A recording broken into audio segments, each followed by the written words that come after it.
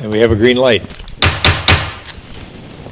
Well, good evening, everyone, and welcome to the September 4th, 2012 meeting of the Edina City Council and the Edina Housing and Redevelopment Authority. Roll call, please, Ms. Manga. Member Bennett? Here. Member Brindle? Here. Member Sprague? Here. Member Swenson?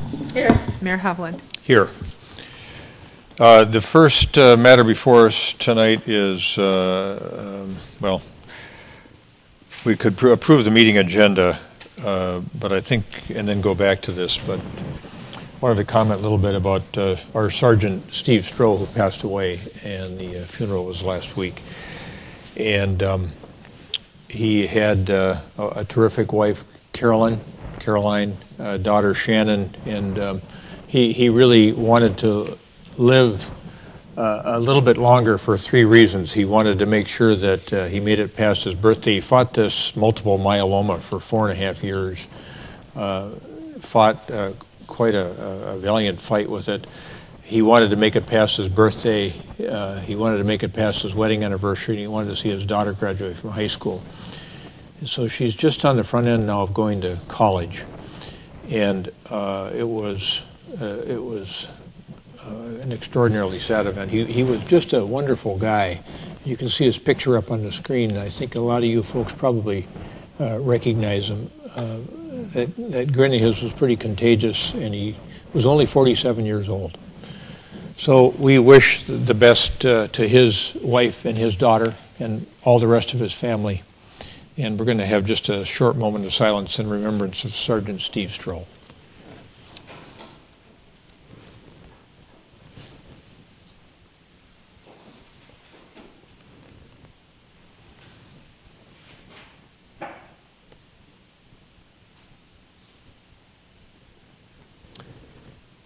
Thank you.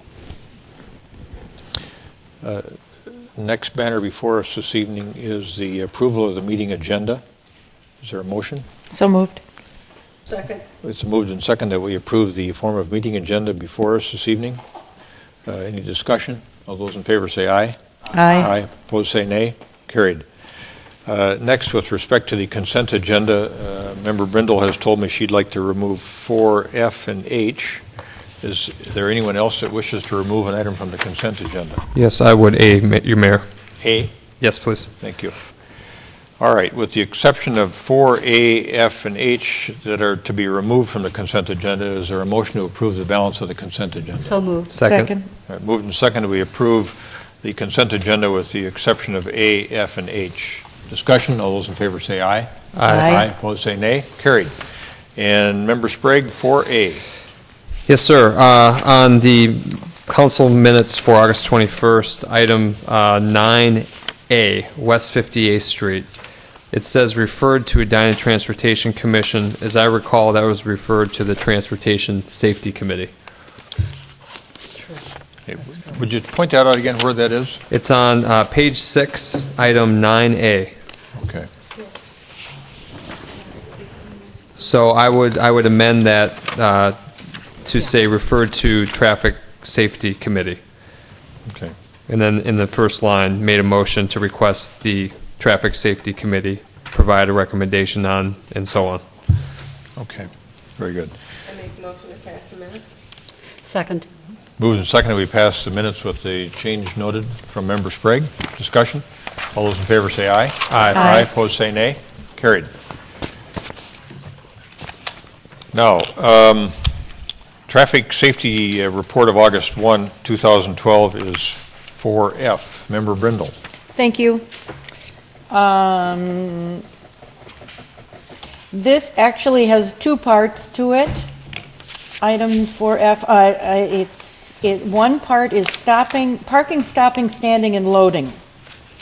And the other part to it is construction management plan. And they're kind of, in my mind, they're kind of the same thing. One dictates what the other shall comply with. And it's been my understanding in the discussions that I've had, thanks to the staff members I've spoken with and communicated with, that the construction management plan is not something that really is expected to be in final draft. It is something that is put together and dictates the parking, standing, loading, and stopping areas and time periods, time limits, when there is a construction project or special work done in a neighborhood. We have streets of varying widths, and I guess what really got my attention in this is that when you have construction vehicles, if there's a remodeling project going on, for example, which we seem to always have in various parts of our city, which we should all be very happy about, but they love to park on both sides of the street. And even in Indian Hills, where I am, on some of the widest streets in the city, that leaves room for a car. And it worries me sometimes that we are limiting access for emergency vehicles by allowing parking on both sides of the street when there is an available vehicle, such as the construction management plan, to limit parking to one side. And that would affect residents on the street during that period of time as well, because they themselves could cause part of the problem. But my purpose for pulling this and wanting to just open this up a little bit is to, I think, want to know more about it and make sure that we take into account. I'll give one example. Valley View Road is very wide by the high school. As it goes west, it narrows and narrows and narrows to the point where it might be 28 feet wide, possibly. And if you have vehicles from lawn mowing and painting and remodeling, as we have had recently on both sides of the street, it is very hard to see on a windy road when it is safe to pull out and make a left or right turn. And it's I think made even more dangerous when you've got bicycles and other vehicles that you can't possibly see around a big contractor's vehicle. So I guess I would like to encourage us to look at limiting parking during a project to one side of the road. So all the lawn mowing contractors that come to a residence or any residents on that street park on the east side of the street, for example, so that we have some standardization and we always have access to clear drive lanes.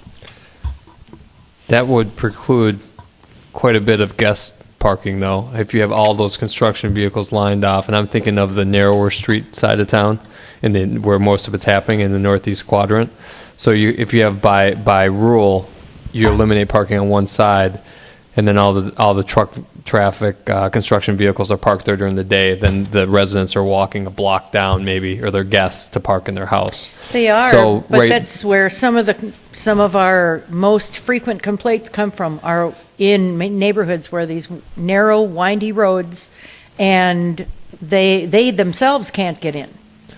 But so then I think the way it's been dealt with in the past, and you can correct me if I'm wrong, is that if there's not enough width to pass, then that's when you come in and you'll narrow it, parking to one side or the other, correct? By request. Yep. It's by complaint or request. That's right. We look at it on a complaint or by a request basis, and we take a look at the roads, because, like Councilmember Brindle was saying, in some situations they have very curvilinear roadways, so you have to limit parking on one side or the other just for safety reasons. Some areas where you have more of a straight corridor, you can allow parking on both sides, but at least have an area that vehicles can pass. You might limit it down to the 12 feet in some areas, but at least maybe about a half a block back, as they have where a vehicle can pull off the side and let an oncoming vehicle pass. But when we looked at this from a public safety point of view, is that they requested or required 12-foot minimum,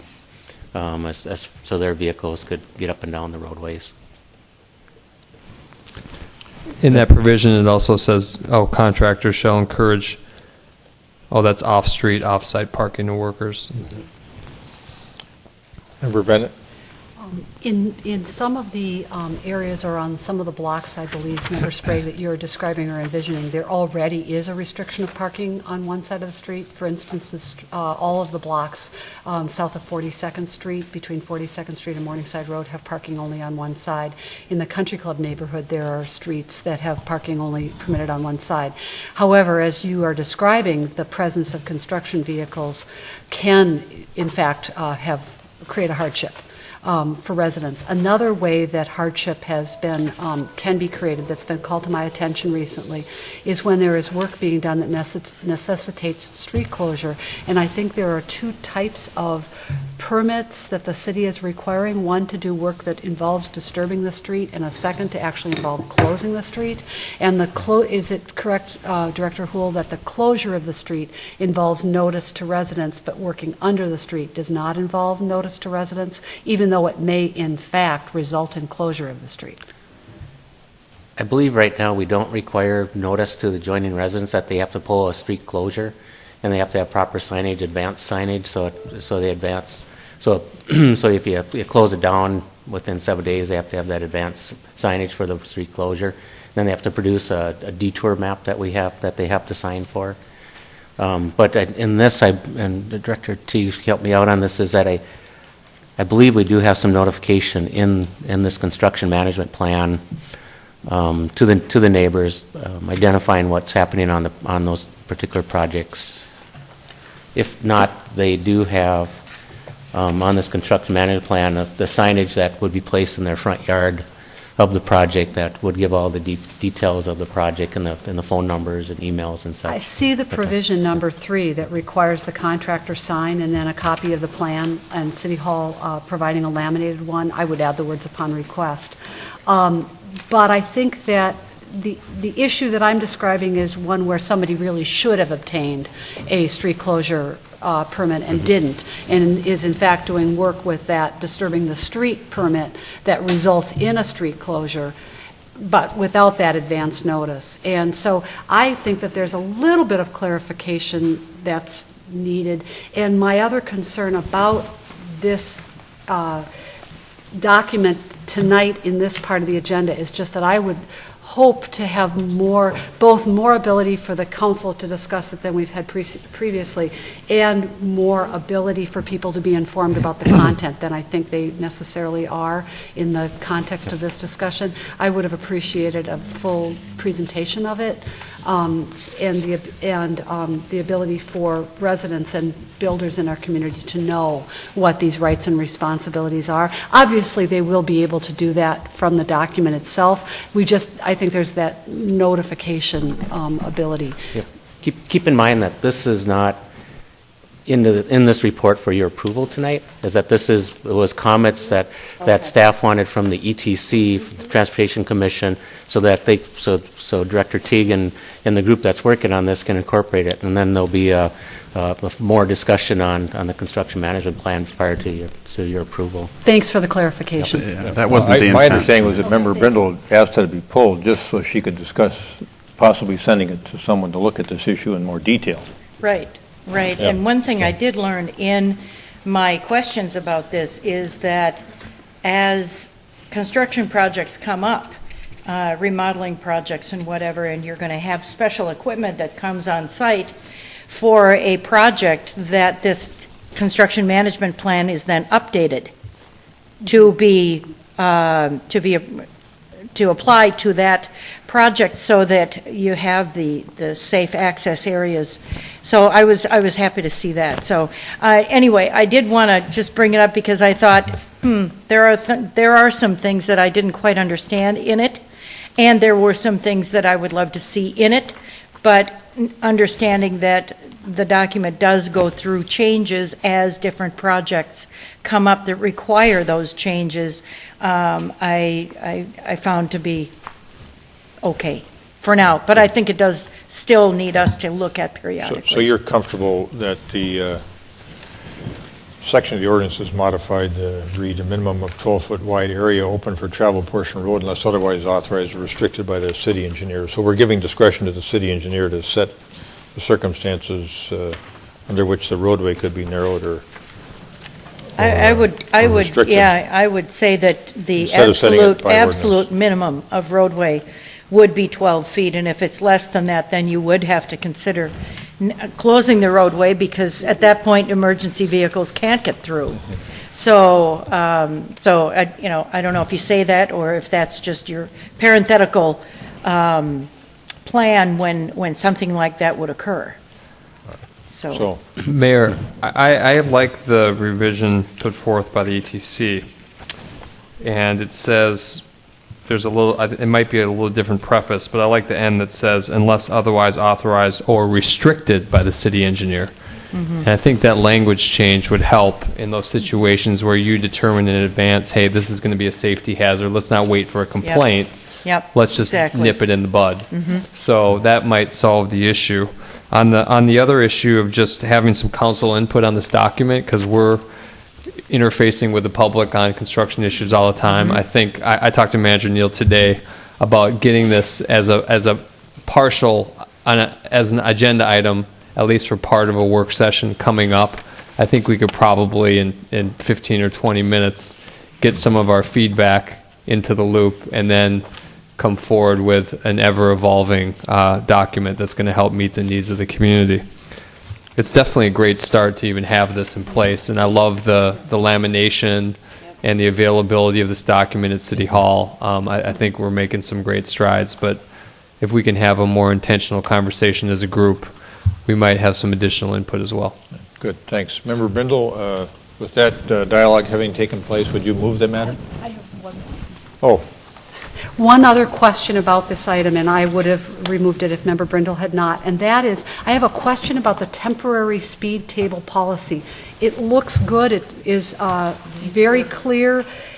I have the disagreement here. And I will turn to you in just a second. The issue that I was going to raise is that I know that there are communities where notification or approval of public safety is required. I'm not asking for approval of public safety, but I am asking that notification of public safety be a part of this policy, because I think it would enter into the type of planning that our community does for routes, for emergency response, which is a big part of the public safety that we provide. Notification, tell me, who are we notifying, the people that live in the area? No, fire the department. No, people- fire the department and police okay. department, So they know it's particularly going up. ambulances and fire trucks. Fine, I just needed you to, Yeah, I had said, I think I said emergency vehicles or public safety. And they'll never like the restriction, but they'll at least know about it. you said public safety, but that doesn't necessarily mean only those vehicles. I assumed you were trying to say the safety of the public at large. General. No, not I was just using the- public okay. safety as a term of art. So I Thank you. wanted to, okay. Council members, we would actually send out the same city extra that we send out for the road closure, if we were to install this and put it in place, and we'd give them the details of how long it would be there and so those other types of details. How far in advance of installation would that city extra be sent out? That would probably be about a week before or so, somewhere in there. Okay. Yep. Mayor, I have two other small comments. One is I saw on the August 16th minutes, Wayne, that you said, yes, we're now tracking calls and issues related to traffic on a map, and I want to thank you for implementing that. We talked about that, I think, last year, and that would be a good data system to have online for us to deal with perceptions of traffic issues in the future, so thank you. Yep, thanks. And then the other thing is, at the end of the report, other issues, it said, call from a resident about traffic speeds on 70th. Funny, some people complain about being too slow, some about too fast. To resolve that, I'm curious when the data is coming out about how behavior has changed since construction. Is that available yet? Yes, it is available, and I'll bring that back to this group here for the next go around. So you'll see it in the next traffic safety report. Perfect. Yeah. Thank you. and when you do that, do you have any data on whether or not we've had an increase in the volume of traffic on 66th Street as a result of the work we did on 70th Street? Yep, that's all part of that small report that we have on it. Yep. Thank you. All right, now, do we have a motion? Member Brindle? I will move 4F, traffic safety report. Second. All right, further discussion? All those in favor say aye. Aye. Aye, opposed say nay. Carried. And then Member Brindle 4H, which is the request to waive the building permit fee for the Hornet's Nest project. Yes, thank you. My question about this is really, I'm looking for my notes, here they are. My question about this is whether it's fair to waive the building permit fee on a municipal project. We will have more in the very near future. We will have another municipal project in the Golf Dome, the replacement of the Golf Dome that came down due to a fire. And in the foreseeable future, a project that we have not completely acted at all on yet, really, is the Sports Dome. Should that come to be, that's a municipal project. I guess it concerns me because we are a user of our own staff time and inspections time and everything else. So I don't see why we would waive the fee. Member Swenson. But we have the final obligation to pay the bonds on this building, so if you waive the fee and you have less total amount that you are outlaying, I assume that's an advantage to the city and therefore an advantage to its residents. And we're a 75% partner in this. So if we were a 25% partner, maybe it'd be different, but 75%, I can see the value of waiving it for ourselves, basically, 75% of it. If I may, I Member had the Bennett. same concern, similar concern as Member Brindle, and wanted to know what the history of this kind of thing was. And Manager Neal did respond to my inquiry and has some information regarding what the practice has been in the past. But I will say that when it's an enterprise and we are waiving a fee, then I think that question is, yes, it's public money, but it's coming out of different pots of public money. And if it's not being paid, if the fees aren't being paid, then they are, in some instances, coming out of the general fund, which is the taxpayer. It lacks some transparency and it lacks connection with the facility that's benefiting from it, and perhaps when we have a better understanding of costs, then we also have a better understanding of what fees we need or in revenue we need to maintain a facility. So I turn to Manager Neal for some of the history. I wish the history were a straight line of consistent practice, but it's not. So let me tell you what we have done for the last few projects. The community center gyms, we charged a building permit, or charged and paid a building permit of $61,000. For the Flow Rider, our recent project, we charged and paid a building permit of $12,654. For the concession stands at Courtney Fields, we did not charge or pay a building permit fee. For the fire station number 1, that's a fairly significant project in size, we did not pay or charge or pay a permit fee. For the City Hall project, we paid a building permit fee of $12,000, which I'm not sure, I don't see how that was computed, but from the size of this project, that would seem like that was probably a partial building permit fee. And for the Public Works building, we paid a whopper of a building permit fee, $139,000. So we have a variety of practices. My practice has been, if we're going to waive a fee of this size, which is $36,000, it really is the equivalent to an expenditure, right? A revenue expenditure. So if it goes over that threshold where I can unilaterally approve it, I need to present it to you and seek your authorization.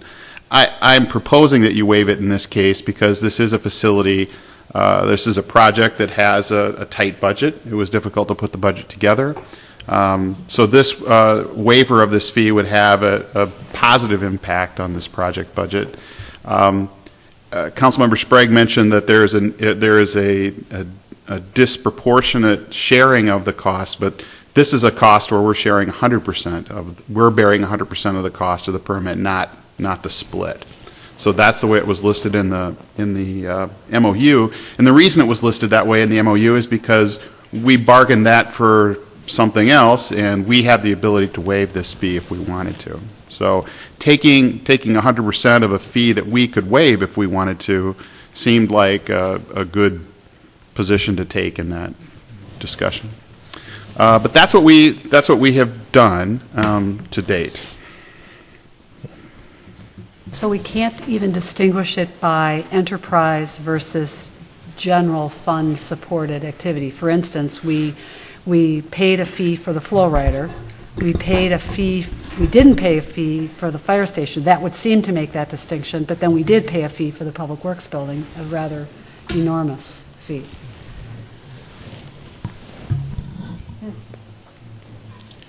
I'll move. Is that confusing or enlightening? I'll move this issue. I think I'll second with the tight budget and the nature of the project and our participation rate being as high as it is, I think we'd want to waive this cost. We're funding our enterprises out of dollars bound for the general fund every day. It's part of the same financial ecosystem.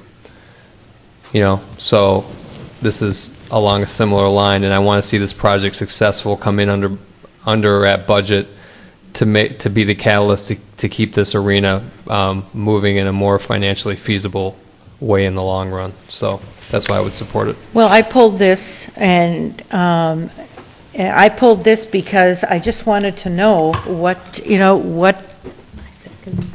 is our practice in this area, and that information has been provided, and that is that some we waive and some we don't. So I guess maybe it would be a good idea to decide, is there a particular project we like to waive or we prefer to waive the fee on versus a project that we don't. It's hard to say, okay, let's waive this one and then get another one and say, no, let's not waive that one. And we wouldn't waive it because we wouldn't even see it. We'd only be asked to waive it if we were being asked to waive it. Let me ask Manager Neal or Roger, the cities you represent. Looks like we've handled this on a one-off sort of case-by-case basis. Are there, in other cities that you've worked, Manager Neal, or other cities you represent, Roger, is there some sort of a standard on when you will waive a building permit fee when it's a project involving the municipality and when you won't? I'll take a shot just at this, in other cities where I've worked. If there is I wish it were a hard and fast rule, but if the project budget could afford to pay that building permit fee, and if the general fund was in such a condition that the building permit fee were particularly necessary in order to support the general fund needs of the city, I would advocate for paying it. In the case of a building permit fee that exceeds the city manager's statutory decision-making ability to make a unilateral decision, I will always bring those to council. If it's under that threshold and I can make that call unilaterally, I would make it and say that I would waive these. But this one exceeds that threshold, so we get to make it together. Roger? Mayor, members of the council, I'm not aware of any city that has a policy on this subject. To the best of my knowledge, other cities have been doing this just the way you've been doing it. Case by case? Yes, sir. Okay. Well, and the case in this one is made because the budget is tight, and I appreciate knowing that, but I did want to talk about it tonight. So Seconded. it has been made and Good. seconded. Got a Yep. motion and a second. Yep. Further discussion? Just one discussion point. So I saw some value engineering numbers that came out the other day. Are we still over our budget? No, we're Now, that was what you expected to come in? Yes. So it's brought us back to our expected level? Yes. Okay. That's right. Thanks. Member Bennett. I had also asked in my email, Manager Neal, about how this is accounted for. Yeah, thank you, Councilmember Bennett. I did not mention that, but that's an important factor. So if you waive this building permit fee, it does not mean that there's $36,000 of extra revenue that can be spent on the project. The situation is that because it was a fee that we are 100% have the 100% burden for, it was not in the project budget. So if we don't waive it, we've got to come up with $36,000 of additional value engineering or reduce some other cost center in the project budget. So that's the choice on how it's accounted for. At this point, knowing the scope of the value engineering, how feasible is that to find 36,000 additional? It would be difficult, I think, but because a lot of that, the big, easy fruit that has very little impact has already been kind of scooped up in the big decision. Member Bennett? Follow-up question on accounting. Is it then accounted for as money that the city has spent on this project by dint of not having received the money? I mean, that's kind of what I'm getting to. Not in the way that we've designed the cost shares. Yeah, that's true. It would not be looked at as a cash contribution because it wasn't a contribution that we were cost sharing. And where does it appear in our audit report? I don't believe that it appears in the audit report as a deferred revenue, but I would have to ask Mr. Wallman about that. Good evening, Mayor and Council. It would not appear in the audit report. The city did, in this case, the city would not take in that amount of revenue. The project would not be charged that cost, and so it would have no effect on the financial statements. I've supported the project. I'll support the waiver, but I would be more comfortable if we had some discussion in the context of budget discussions as to what our guiding principles are on this. Not necessarily development of a policy, something that fleshed out, but at least an identification of our principles. So that, as Member Brindle has pointed out, we have one near-term project, we have one foreseeable future project, we also have redevelopment possibly at the Grandview area with city participation. So I think it behooves us as a financial policy-making body to at least know what our guiding principles are on it. All right, thank you. Got a motion and a second. Any further discussion? All those in favor of the waiver of the building permit fee for the Hornets Nest project, say aye. Aye. Opposed, say nay. Carried. And now we are on to special recognitions and presentations. The first thing we have under that section of the agenda is a proclamation involving Constitution Week. And that proclamation reads as follows. Whereas it is the privilege of all Americans to commemorate the 221st anniversary of the drafting of the Constitution of the United States of America with appropriate ceremonies and activities. And whereas Public Law 915 guarantees the issuance of a proclamation by the President of the United States of America designating September 17 through 23 as Constitution Week. Therefore, I, James B. Hovland, by virtue of the authority vested in me as Mayor of the City of Edina, do hereby proclaim the week of September 17 through 23 as Constitution Week and urge all citizens to study the Constitution and reflect on the privilege of being an American with all of the rights and responsibilities that privilege involves. I would like to have the council move this matter, and then if it's approved, I'll sign it. So moved. Second. Moved and seconded, we adopt the Constitution Week proclamation. Discussion. All those in favor say aye. Aye. Opposed, say nay. Carried. And Clerk Mangan, is there someone here to accept the proclamation? Yes, I'm sorry, Your Honor.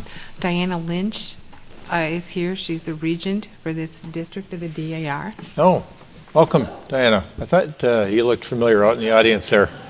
Thank you. Let me, if you want to approach the dais, I will hand you these proclamation, and then you can go back and talk a little bit about Constitution Week. So, Thank you very much. I'll give you all three. I guess so. Thank you.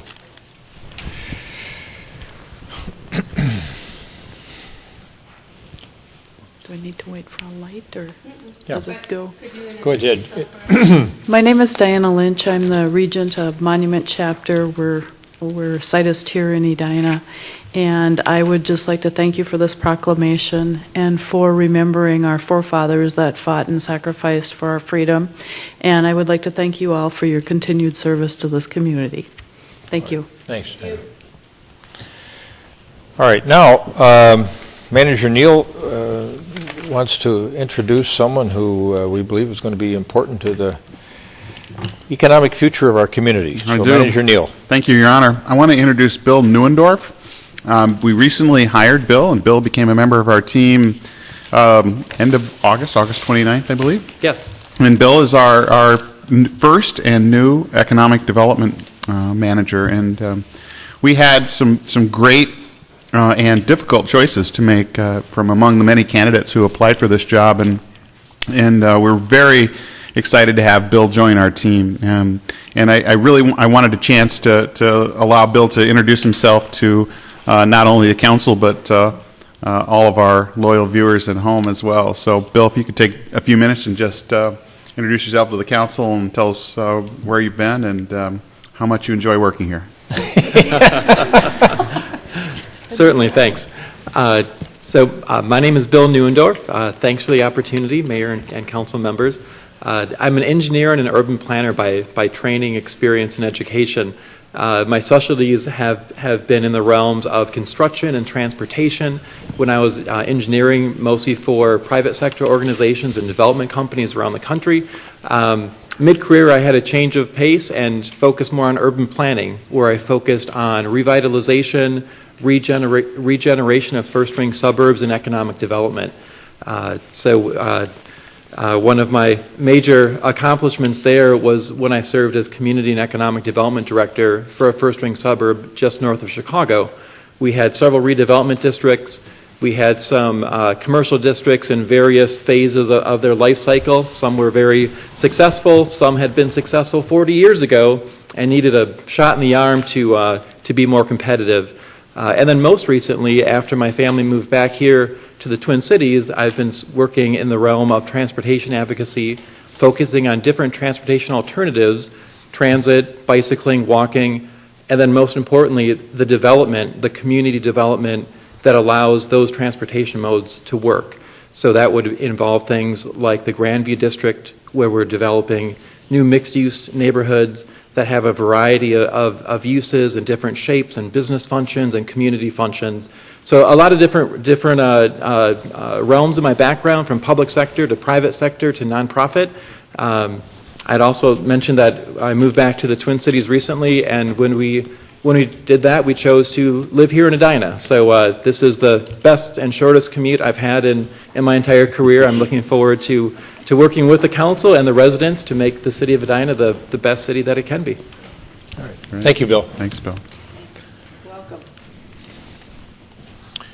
Welcome.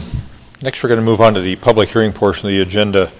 And Director Teague, is there anything you wanted to comment on relative to the continuance of the proposed coffee shop with drive-through?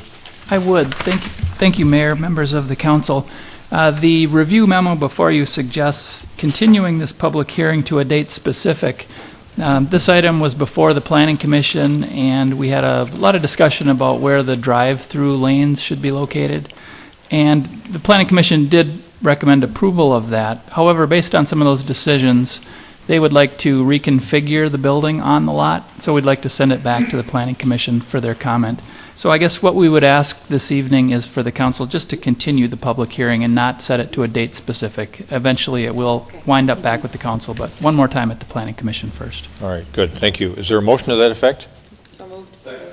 Moved and seconded that we continue the public hearing to a date to be defined in the future for the 7501 France Avenue freestanding coffee shop with drive-through matter, Resolution 2012-108. Discussion. All those in favor say aye. Aye. Aye. Opposed say nay. Question, the clock ticking part of it? 60 days? The 60 days is ticking. However, with the change of plans, that will start the clock all over again. Okay. So we should be okay. Just checking. All right, we need a vote. All those in favor say aye. Aye. Aye. Opposed say nay. Carried. All right. Next matter and the last public hearing this evening is a proposed issuance of a conditional use permit to Paul and Kristen Commerce, 4710 Gulf Terrace. Thank you, Mayor, members of the commission. This property is located just south of the Edina Country Club, the golf course. It's located on Gulf Terrace. The lot does abut the golf course. What the applicant is requesting here is a tear down of the existing home to rebuild a new home that would be 3.2 feet above the first floor elevation of the home that was previously on the site. There's a picture of the existing home on the slide. So due to the groundwater elevation, the applicant is forced to bring up that first floor elevation. As you recall, this is now a conditionally permitted use with the recent code change of about 2 years ago or so. So this is a look at the existing home that would be torn down. Would you go back to that one, please? Start over? Okay, good, thank you.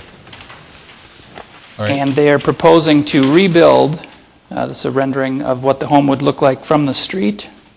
Just a quick view from the side. And then this would be the view from the golf course. The ridge line proposed would be 31 feet, so below the 35-foot maximum. This was considered by the Planning Commission at their last meeting and was actually recommended for denial on a 4-2 vote. The Planning Commission felt that conditions 2 and 4 in the report that talks about the specific conditions that need to be met for approval were not met. It was due to really their belief that the information submitted by the applicant was insufficient. Specifically, the applicant had submitted an email from geoengineering consultants offering a range for the suggested low floor elevation in the report. And also, there weren't building elevations similar to what you see on the screen for how the home would look in relation to the homes on either side. So the two conditions is the support for the proof that there's a groundwater issue, and then also the proof that the home that's going to be built would be consistent with the neighborhood. The applicant has since submitted a couple of items to address both those issues. The full report from geoengineering is included in your packet, and they're suggesting a specific low floor elevation for this home, not the range. They're suggesting a 895 low floor elevation, which is what they were proposing before the Planning Commission. They've also submitted the elevations that you see on the screen. You see the home in the middle here would be slightly lower than the home to the right on the screen, but would be higher than the home that you see to the left. There is a topography, the existing topography out there. This site does sit higher than that lot on the left side of the screen. A little bit closer view. And you have a better rendering that was submitted in the packet. This is a look here. This is the existing home that's proposed to be torn down, and the home to the south. So you get an idea that there is a great elevation change there. It does sit higher. Again, this is the home to be torn down, and the home to the right here, again, does sit higher. There is some varying elevations in this neighborhood. And there's a variety of homes. There are 2-story homes, story and a half, a rambler. So you get quite a variety of homes within the neighborhood. Staff had recommended approval to the Planning Commission and is continuing to recommend approval, also based on that additional information that the applicant has submitted. So with that, staff is recommending approval. The applicant is here to answer any questions, and I can stand for questions also. Member Swenson. So the house to the west that's lower has water halfway up their basement then? I'm not sure of the existing conditions in that house. So maybe this is better for Wayne. This whole area of homes all have sump pumps. Every time we've done street reconstruction, if you live 10 blocks away from here, you have sump pumps. So is every home that's rebuilt in this area have the ability to ask to be built higher up because everybody has drain tile and everybody has sump pumps? Because I'd kind of like to know the direction we're going, because that's really what it is. This isn't... Right. The house to the west of it is even lower, and it has a basement. Now, we've given it before when houses couldn't have basements next door because of the water table. We've given it to a house that sat on a pond, two actually, one that sat in a creek, one that sat on a pond. But this whole area has drain tile and sump pumps. So I really want to know, are we just in every house that comes in of these maybe 80 houses? Given the current rules that we have, yes, the answer would be yes in that If case. they prove up there is a groundwater Because issue, I live 10 then it's blocks from possible. here and could have proved up there was a groundwater issue because my sump pump ran probably 3 months, 4 months out of the year. So I want to know what direction we're heading with this because I kind of have a concern about it. Yep, in this area of town, you would have that issue with groundwater tables, from my experience. Some other areas of towns, you don't have an issue with groundwater being this high. But 5 to 6 feet below the surface is pretty high groundwater table. I think I'd be curious what the current situation is in the basement of this home, so when we hear from the builder, I'd like to know if in the current home there's some settling in the basement, whether the basement floor is even, or whether there has been maybe even some a corner of the house has dropped. I know of houses where that has happened, so I'd be curious to see if that's happening here in the current house. I have not been in this house. I don't know if Carrie, if I haven't any either. other We can staff has ask been in Mr. the house. Busen for. Member Bennett? Particularly given one of the topics of discussion at our work session earlier this evening, and given the change in elevation that seems to begin on the east and proceed to the west, and I am familiar with this area having walked it, what plan exists, and this may be a question for the builder, what plan exists or what is being made with this plan to deal with runoff and water so that it does not become an issue for the homeowner to the west? Yeah, I would ask Mr. Busen to address that also. Other questions for Director Teague? Would you articulate for us why staff recommends approval here? Certainly, we believe that the 4 conditions outlined in the staff report are met. That conditions 2 and 4 are the main ones that we're concerned with, and the second one is the proving up that there's a groundwater issue. We've got the report that verifies that, and we believe that this is in character with the neighborhood. He's building a house that's it's not as tall as what could be allowed on this site. Again, 31 feet to the ridge line. And based on the elevations, the first floor elevation will be higher than the house to the west, but will be lower than the house to the east. And there are some varying topography and varying houses within this block. So staff believes that it's consistent with the character of this neighborhood. So we would recommend approval. All right, thank you. All right, Mr. Commerce and Mr. Busen, you want to come up? We'll spend about 10 minutes hearing why you think this is important that we Thank you, Mayor and grant Council. this conditional use permit. Yes, Go and, ahead. Mr. Teague, appreciate it. Yeah, we did present this to the Planning Commission, as Carrie stated. At the time, we did not have the final soil borings report that we did provide for you in your packet there, and there was another reading done since the initial reading they had in the water table was slightly higher, about 3/10 higher, 3/10 of a foot higher than. Mr. Busen, can you introduce yourself and give I'm your sorry. name and address? Yeah, I'm sorry. Scott Busen, 4615 Wooddale Avenue. I'm here with Paul Commerce. And your occupation, Mr. Busen? I'm the builder representing Mr. Commerce. Thank you. I'm Paul Commerce, and currently I live at 10 Circle West in Edina. So we had, in the packet, we do have the full water table report, soil report. One thing I want to mention is that this site, also in your packet, I've got a picture of the home site from the back. You can see there is a pond behind the home, and the home is positioned between that pond and Lake Harvey. You will have some pumps running, it's correct, on homes throughout the block. And however, this site is unique in the sense that being that is a lower point of the block, and it's got the water collection area on the pond to the north and Lake Harvey, the site has historically been a site that's accumulated organic debris, and thus the home that we'll be building will have to be built on pilings.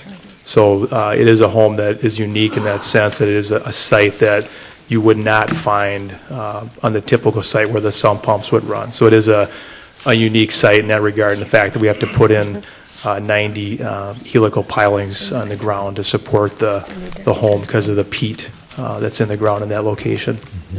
So we submitted the soil report for review there as well to satisfy the requirement of the ordinance minimizing potential for water intrusion. And then we also provided a streetscape to show you, how the home will fit in within Gulf Terrace. As Director Teague stated, it is a home of larger, more stately homes. It's a 140-foot lot. And if you look at the streetscape, if I can put it up here again, can I put it on the board here?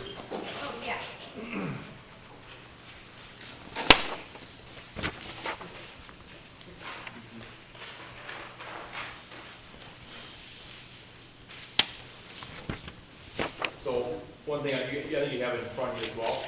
What I wanted to point out was that the home was designed not only to minimize the mat. Oh, I'm sorry.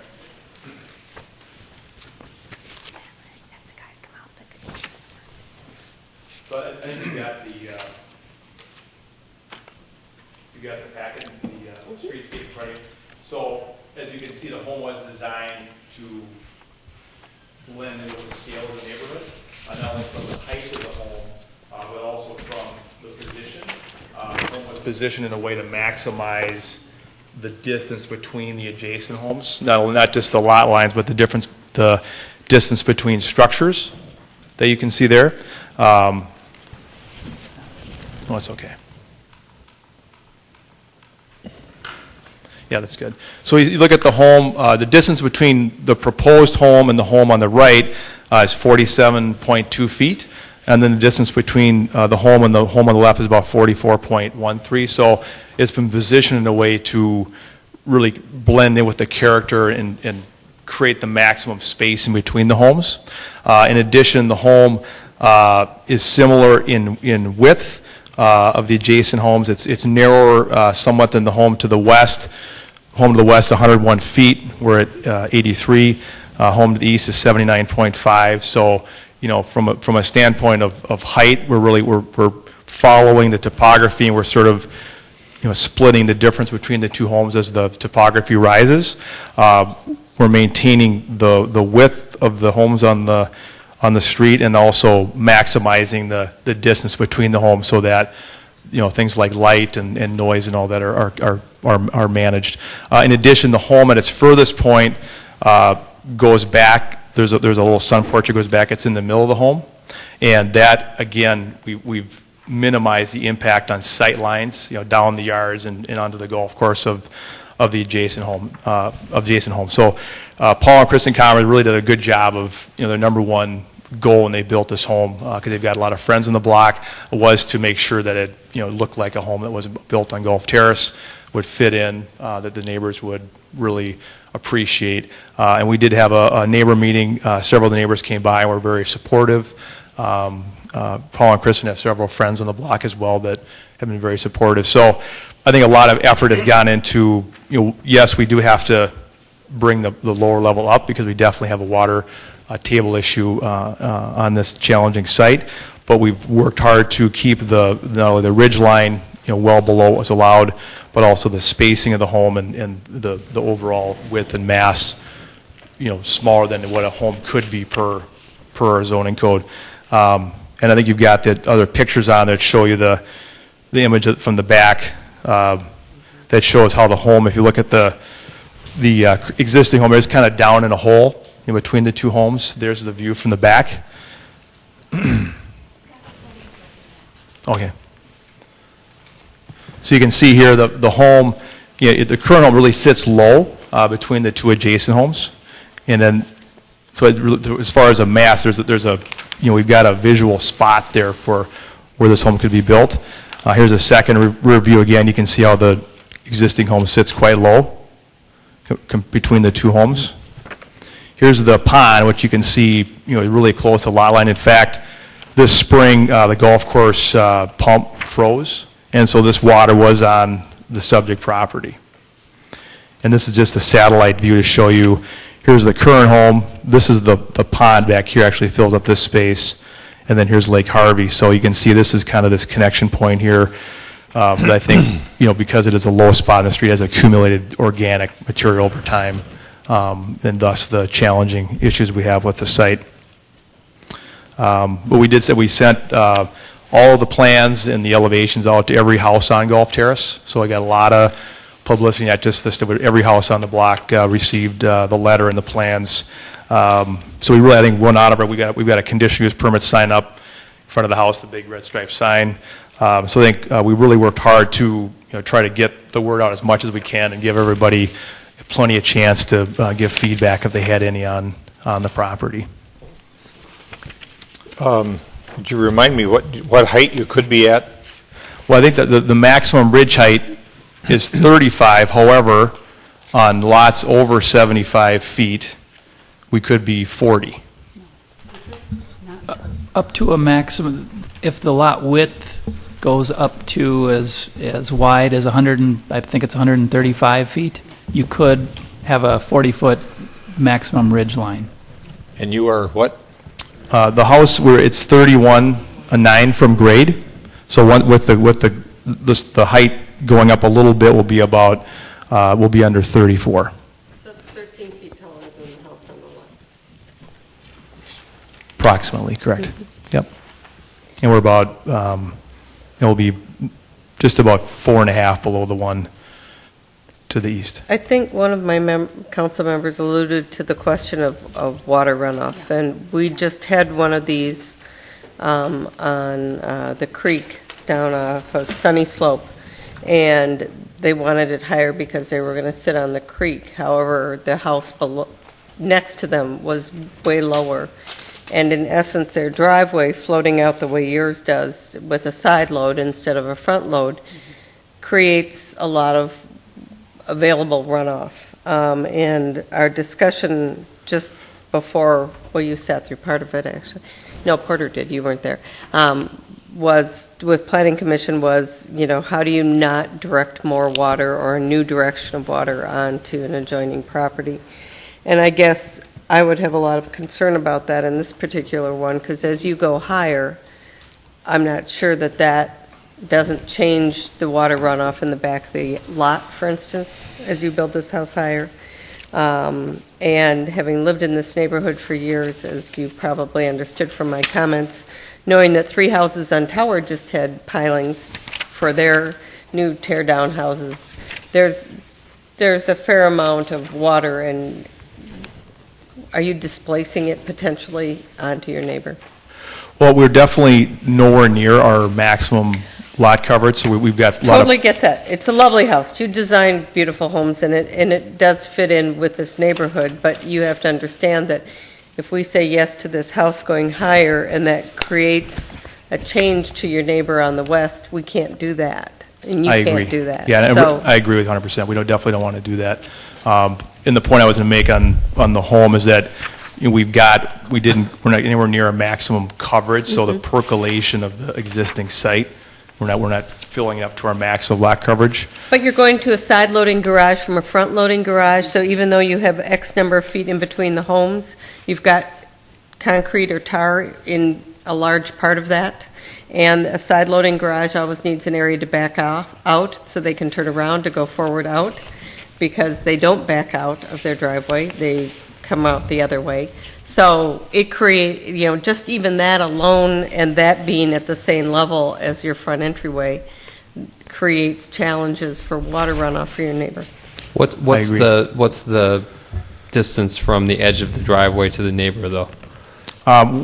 We definitely are not planning on having a driveway right to the edge of the lot line because of really the fact Councilmember Swenson pointed out.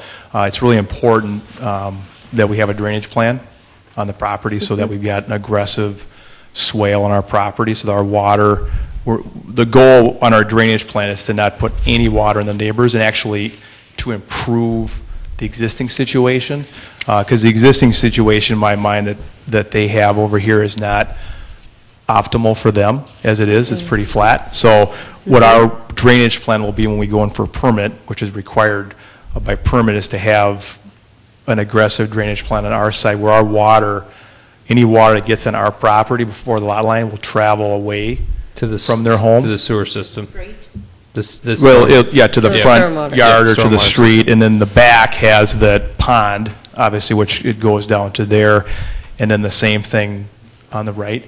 We are much further away from that house than the existing home. What's the distance from the driveway to the lot line? Do you know? The driveway, I would, right now, that's an element that we don't have, it's on the survey, I don't have it here, but I would plan 5 feet at least. So 5 foot, so the setback of that would be like a house setback for a garage would be. So on one of the pictures, we have the distance between houses is 44 feet. Right. But when you add the driveway, the distance between the house and the driveway is what? You really, as far as a driveway, 25 feet is Driveway adequate, edge and the... because you actually back, this will back that way and out. You don't Yep. need to go all the way back. So, if we're at 25 feet there, we'll have plenty of room for additional room between our driveway and the lot line. So you're saying it's 25 feet from the edge of the driveway to the next house? Carrie's got something. Carrie? There is a survey in your packet. It's labeled A7 within the Planning Commission staff report. And it shows on the survey, you see the little arrows for the intended directional flow of the grading. Right. And it looks like it's just as Scott was describing, that they're going to drain the driveway toward the street, down the driveway. Yeah, there it is. So I put it up. Here's the survey. So as you can see, we've got all our driveway water is going to flow this way. And then we've got, the existing, we've got, plenty of room over here for this to swale. But that survey shows a front-loading driveway. No, that's the old, I'm sorry, that's the old. Okay. That's the old driveway. I don't see the... Yeah, It's hard to see if you look at it. It goes like this. It curves here. There's a flat part. Here's the edge of it. This the lot line. So, it comes... Planner like Teague, this. is the distance between the driveway and the house greater or less than the one that was on Sunny Slope? Do you recall? I know that... Yeah, they changed that to a front-loaded garage, so the driveway it may have been 5 to 10 feet in the original proposal, but they changed that to a front-loaded garage and it became 20, 25 feet. I think it was 5 feet. It seemed to me that even when it was on the side, the houses were closer than in this circumstance. True. And also, they had some additional impervious surface with that side garage plan on that one, didn't they? They did, and there was a large retaining wall Yes. that they eliminated. It was an elevated, and I guess that is a follow-up question, if I may, and that is, at what elevation is the driveway intended or planned to be? Currently, if you looked at the existing home, there is about a 5-foot rise to the existing home. So it would be our goal to be no more than that. So we'd probably be lower than that, I would say, because currently the lot it rises up over here. So we have 44.1 feet between the homes. So if we get They're 10 feet off the lot line, so you have 34 feet from the edge of the they're lot. 4 feet. Their home Are they is 4 4? feet. Is that it? Yep. So that's why I said it's a not small ideal. number, sorry. Yeah, no, it's sorry, Yeah, but I so it's not ideal. I guess I'll have to get reading glasses. That's what I meant about it's not ideal, that we want to have a swale on our side of the yard, our side of the lot line, that would flow water away, because they are 4.1 in the front and only 3.9 in the back. And in the geotechnical report, it talks about the fill in the back is they're calling for permeable soils plus a drain tile, external drain tile, correct?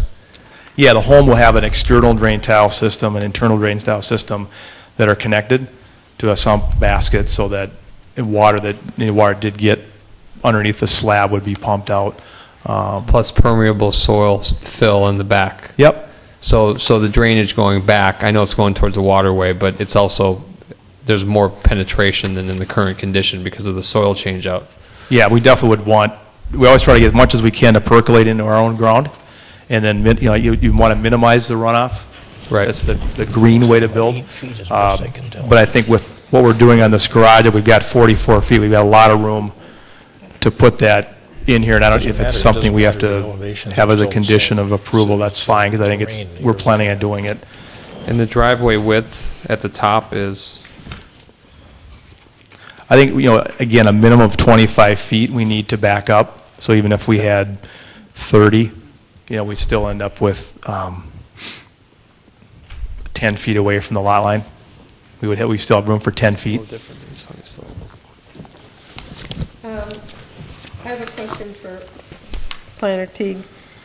So when they're allowed to have a higher front door threshold, what happens to the grading for the rest of the lot? Can that change? Because I'm not comfortable with, I guess, to tell you that should change. And, that does, how the lawn rises up to meet the front or the back. That's the other part that I see as a potential issue here, is if the backyard changes what happens with the water that comes through it. you can't change the direction, though, in the permitting process. That's what we were talking about this evening. Well, actually, the code requires that you discharge your water toward the public storm sewer or toward the street, and not toward your neighbors. So that was a little bit of clarification on that. Looking at what is provided and understanding the clearer line of what's existing versus what's planned to be built, but seeing what looks like the design of the driveway and then having your description and seeing the numbers for the setback of the adjacent home, I don't see 10 feet between the edge of the driveway and the property line. We have 44.13 from our proposed structure to the house to the Right, but east, from the to west. driveway, if you're talking about a swale to be able to absorb, because the driveway is going to be a source of runoff, depending on how that's controlled and directed, and I understand that you're trying to direct it to the street and to the Yes. back. Yeah, that would But definitely inevitably, unless you install a curbing or some other structure, you are going to have runoff off the side of the driveway as well, and if the lot is elevated relative to its neighbor, I think that's what we're all, I think, on the same page, and we've heard experiences throughout the city of people who are experiencing water issues. In the instance that people have been speaking about, that my colleagues have been speaking about with the home on Sunny Slope backing up on Minnehaha Creek, the answer in order to facilitate the creation of a good swale between the properties was to reorient the driveway to the garage to a front-loading garage versus a side-loading garage in order to minimize that driveway between the homes, to leave more earth between the homes for absorption. In this instance, again, understanding that there's 40 feet between the edge of the house, it looks like the driveway itself is going to be right up to the edge of the property, which under code it's permitted to be. It's not. It's currently about 4 to 5 feet away on this survey. Well, it can't be if the setback of the adjacent home is 4 feet or 3.9, because the distances aren't the same distance. I mean, what you're showing, the distance between the property line and the hash mark indicating the home next door is greater than the distance between. He's got 40, he's basically got 40 feet to work with between the house and the lot line. Right, but what he's depicting right now for the edge of his driveway is not. It's just, if you look at the dash line, the 40-foot, there's this solid line right here. Yes. That's the driveway. Right, This is the that's lot what I'm line. asking Yep. about. So it's about, on here, it's a little over 4 feet away from the side yard, the lot line. Well, again, comparing it to the setback of the adjacent home at 3.8 and 4.1 feet, it doesn't look like that's 5 feet of distance between the edge of the driveway and the property line. Less. And what I had stated earlier, is I really believe that we want to have a more aggressive swale, so we can definitely bring that in. It's not, we would do that anyways.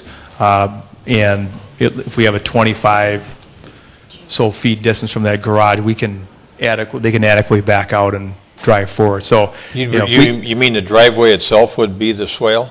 Well, both. So to answer your question, when we do driveways, always have pitch. They have pitch towards the street, and they also have pitch, even like if you look at a sidewalk from a house, even though it goes down, it'll have a little bit of a, so what we would definitely not do is have that driveway pitching. And so we turned our permit in, our survey would have the arrows on here and have elevations that we have to hit when we do our as-built survey before they give us a certificate of occupancy. So the driveway would pitch or sort of bowl itself, so we're not deflecting this way. And then, so that any water hits that driveway is going to go to the street or into their front yard, okay, on their own front yard.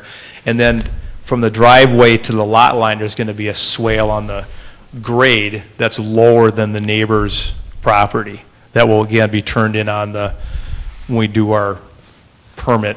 Every permit we do, we have to show a drainage plan that has arrows and actual elevation numbers that we have to hit. And so when you see them do the final sod and everything, they're putting in stakes and they're marking those heights. So it has to be hit, else the inspector won't give us a certificate of occupancy. That's a rule that was put in place to prevent the runoff. So then my question back to Carrie was, what is the height at the back of the house? Is that the same as the front, and therefore there is fill all the way around the house? Yeah, that I don't know the answer to the grading in the back, but possibly to help the council discussion, you could put conditions on this as a conditional use permit to minimize impacts to the neighbors. As I believe I heard Mr. Busen describing, he's willing to accept the condition that all of the runoff from the driveway be directed to the street or inside the property. And I think I heard a willingness for a 15-foot setback from the lot line to the edge of the driveway to provide room for that swale. But yeah, like, I'd say 10 would be adequate. I'm 10 not an feet is a engineer, large. but 10 seems adequate to me, more than 4. Member Brindle? I think one thing that I need clarified, Scott, if you would please, looking at where the driveway is on the left, and now our drawing is tiny, so Right. the lot line Here's the looks bigger really drawing. close. And what's been described previously is that there's 44 feet between this house and the house to the left, the structural. Yes. The structure between structures.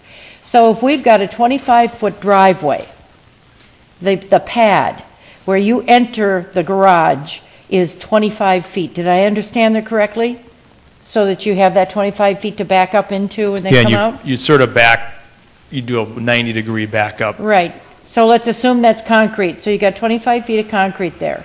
And then you've got 5 feet to the property line. It's another 14 feet to the next structure. Now, what's confusing is we see a hash-marked drawing here, something that depicts what looks like it could be a structure. And that's confusing to me because it looks to me like I've got 25 feet to the end of the driveway, and if that's the next house, the scale is just too close for me. So show me, see the hash mark thing that I see? Yeah. That's the house next door. So that's the house next door. Yeah, they're only 4 feet This is from the their lot lot line, line. the solid line. So they're just well, if this is 25 feet on that garage pad from the structure going left to the edge of the driveway, that means I've got another 19 feet before the next house if it's 44. This driveway is not with a 10-foot lot. This driveway is approximately 30. I'd say this is about 34-foot width driveway that's on here, That's 34 feet? approximately. When I just Okay, so then that is the house next door that's 10 Yep. feet away. And that's when I mentioned that 4 feet. 4 feet from the lot line. She's saying 4 feet from the driveway, I think. 4 feet, it's 10 feet from the driveway. I'm just looking from one thing to the next Yep, here. yep. All right. Okay, so I just wanted to understand that. I see that it's 4.1 feet here and 3.9 feet here, but it just wasn't making sense to me with the number 25. So thank you for that explanation. And I think if we had a 10-foot distance between our driveway and the lot line, it would really, I think, would be a really nice improvement to both properties. Yeah, Yep. All right, Member Sprague. Because I'm not an engineer, I'm going to ask the engineers, 10 feet a feasible distance in your mind to have a substantial swale? Yep, actually looking at the elevations, it is, it's a substantial width for a swell. Thank you. Mr. Commerce, you're comfortable with this direction that we're heading? I think so. I have to kind of measure it out, I think, and see if I don't know if we're coming up with 25 or 28 feet, or I kind of got lost with all the numbers there for a second, but We're going to give you a chance. if it's a condition that we have to meet, that the runoff is done, we want to do that anyways. The next door neighbors are good friends of mine, and we're not going to do anything to create some chaos over there. So Yeah, we don't want a flow rider in your neighborhood inadvertently. And one of the things, All right. also his garage, not his basement next door, so that's a big difference too. Why don't you sit down and think about it with Mr. Busen, because this is a public hearing. We haven't even opened it up for public testimony yet. So if you've got anything you want to add, please do so now, and then we're going to... I just want to say that we spent a lot of time just to create a house that we thought would fit in well there. This is we've done a big remodel on Brookview and East Edina. We've built the house on Circle West. I've never asked for variance in the 2.5 houses we've built, and I wouldn't be here today if we didn't really need this conditional use permit. So hopefully you'll think about it and see if we can make it work. Thanks, Mr. Commerce. Thank you. Mr. Busen, thank you. Thank you. And I'm going to open this matter up now for public hearing, public testimony. Is there anyone in the audience that wishes to come forward and testify regarding this matter?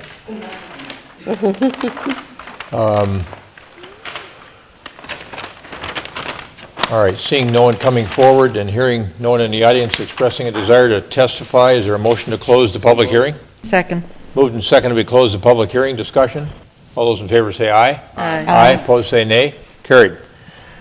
All right. Can I ask my question to Scott? You may need then? to come back up. Come on back up, Come on both of back you, up please.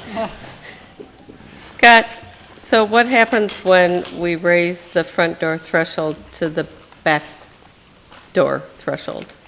The back picture of the house that shows a patio and going out, does that become the same? Is that on the same grading as the front? There are no steps that change the back door and how it walks out, so it receives the same change in grade that the front door and the whole house does, correct? Yes, and I can show you if we can put up the rear elevation again. Yeah, the picture of the back just doesn't show elevation, so that's why I asked that question.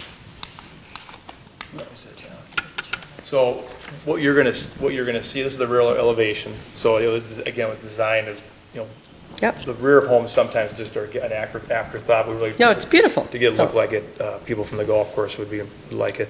So what you're going to see is you're going to step out onto a terrace. So there'll be a terrace on there, like someone would have like a deck, and then that terrace would have a wall, and then there would be stairs down to the yard. So there would be a graduated architectural increase as we move it up towards that first level. So by giving you And you can an see added height for the basement, we then give you a more elevated backyard terrace? You're always going to have some type of a terrace on a home, even on a flat lot, because your first floor is often higher than that backyard, because every lot goes one direction, not all perfectly flat. Oh, yeah, no, I totally get that part. But again, when I'm worrying about this whole neighborhood that has sump pumps and, flooded at one point during the 100-year flood, and then Wayne very nicely put in a whole new drainage system for them, that we're not like the driveway changes runoff, the elevation of the terrace changes runoff again too. So I just want to know that runoff isn't going somewhere that it shouldn't, because we've just elevated everything around your house, and now you've just elevated a piece of the backyard. Looks like it's all designed to run off towards the pond. Exactly, and the pond has a pump. Mm-hmm. There's a pump that's got a governor on the top. When it gets a certain height, it pumps, and it's really, if you walk that site, especially from the golf cart, you see almost there's a big area that just all goes down to that pond. Right, and the edges of it are dry sometimes, or the pond is full because it's Right. rained, yeah. Right. I've lost a few. The water gods have taken a few balls in that pond, so I'm familiar with that pond. So that's where it goes, from the terrace. But isn't that also somebody else's private property? The golf course's private property? Yes, but it is it's where it currently drains to. But the golf course's private property also got water on this lot Right. during pond, high. yeah. I mean, it is, Sure, but I guess the code provision that we looked at earlier this evening didn't say, keep the water running in the same direction it's running. It said you can't direct your right. water No, this on, you have to backyard has direct your been water draining toward the back street. into that pond for years if you look at the elevation of the existing yard. Right, but the code seems to require, the code appears to require that water be in fact drained toward the sewer system, storm sewer system or the street. In any event, I'm Yeah. just, No, I get How would you drain this to the street from here? I'm asking Member Bennett. I mean, I don't understand the point you're making with that. just again, following up on discussion earlier and what's required and what Just what the ordinance says. what the ordinance, yes, what the ordinance says. And then also, I mean, there are yards in town and in other towns where people have put in devices to carry water, often buried underground, that carries water from one area of collection toward those facilities where by law and ordinance it's supposed to be directed. Director Teague, how is that interpreted in this instance? Just following up on Member Bennett's comment. Boy, I would have to ask our city attorney who's looking up that ordinance now. Well, what's from the north end of the terrace to the lot line, how far is that, Mr. Busey? Looks like quite a ways. You got a lot of ground absorption issue for the benefit going on there. It's 37.3 feet. 37.3 feet before you hit the lot line. Yeah. And they code allows 25. Yeah. So it's arguable you're keeping your water on your own property. Just happens to flow that direction. Well, I guess one question is, has Sure. the pond been an issue for adjacent, understanding the widths of the lots are quite generous, but has that pond been an issue in terms of anybody else's water? Because if there's a potential that more water is going to be added to that pond, is that going to in turn create a ripple effect? Yeah, when the pond flooded this spring, when the pump froze, the only lot that it went on was 4710. Okay. And it went in about 5 feet onto the property. Mr. Commerce, as a condition that would sort of backstop the notion that you keep the water on your own property and discharge it towards the front off that driveway, would you also be willing to consider a condition that you build a retaining wall that matches your stonework if it's necessary? If a sort of belt and suspenders approach, that if the first idea doesn't work with the swale and there's not sufficient width to accommodate water runoff from the bigger house, that you'd put in a retaining wall to direct it towards the street? If we can't make it work with a swale, is that what you're asking? Correct. Yeah, I think we would take all measures to make it work. If that meant a retaining wall, that's what we'd do. As a neighbor, I guess I would prefer, if I were the neighbor, I would prefer a swale than a retaining wall personally. But if that didn't work, certainly we would Right, do. and that's what I'm thinking about. Yes. If A didn't work, how about B? Certainly, as a second condition, if the first condition didn't work. Certainly we'd do that if it. Okay. All right. We've got a closed public hearing. Yep. Anything else you wish to add, Mr. Commerce? Mr. Busen, we got a staff recommendation that we approve this conditional use permit. Roger, would you again articulate the condition, or Carrie, I guess you articulated the condition, and we might want to have a second condition if the first condition fails, or the first remedy fails on the first condition. Yeah, we would suggest that number 4 be added, that drainage from the driveway be directed to the street or interior to the property. And the second would be the 10-foot setback for the driveway itself. And I guess If that doesn't work, a The retaining sixth wall? condition could be, that... A retaining wall adequate to direct the water to the street or onto his own property? Right, if the swale doesn't work within the 10-foot setback. All right, is there a motion on that? So moved. We have a second? All right, further discussion? All those in favor say aye. Aye. Aye. Opposed say nay. Carried. Thank you. Thank you. Good discussion. Thanks very much. You were going to another beautiful neighborhood, Mr. Commerce. You're in one right now and going to another one. Thanks for building this beautiful home in Edina. All right, now we're going to move on to a community comment. I think there's at least one person in the audience who thought it was time to get up and inquire, and I would invite her up now to come up with her concern. And you weren't here earlier, ma'am, so you'll have 3 minutes to express your concern to the council. Yeah, oh, you get the same treatment everybody else gets on a public comment. So we're going to get as soon as the green light goes, we're going to get your name and address, and they're going to start the timer. And when you see the red light go on, that's when you're done.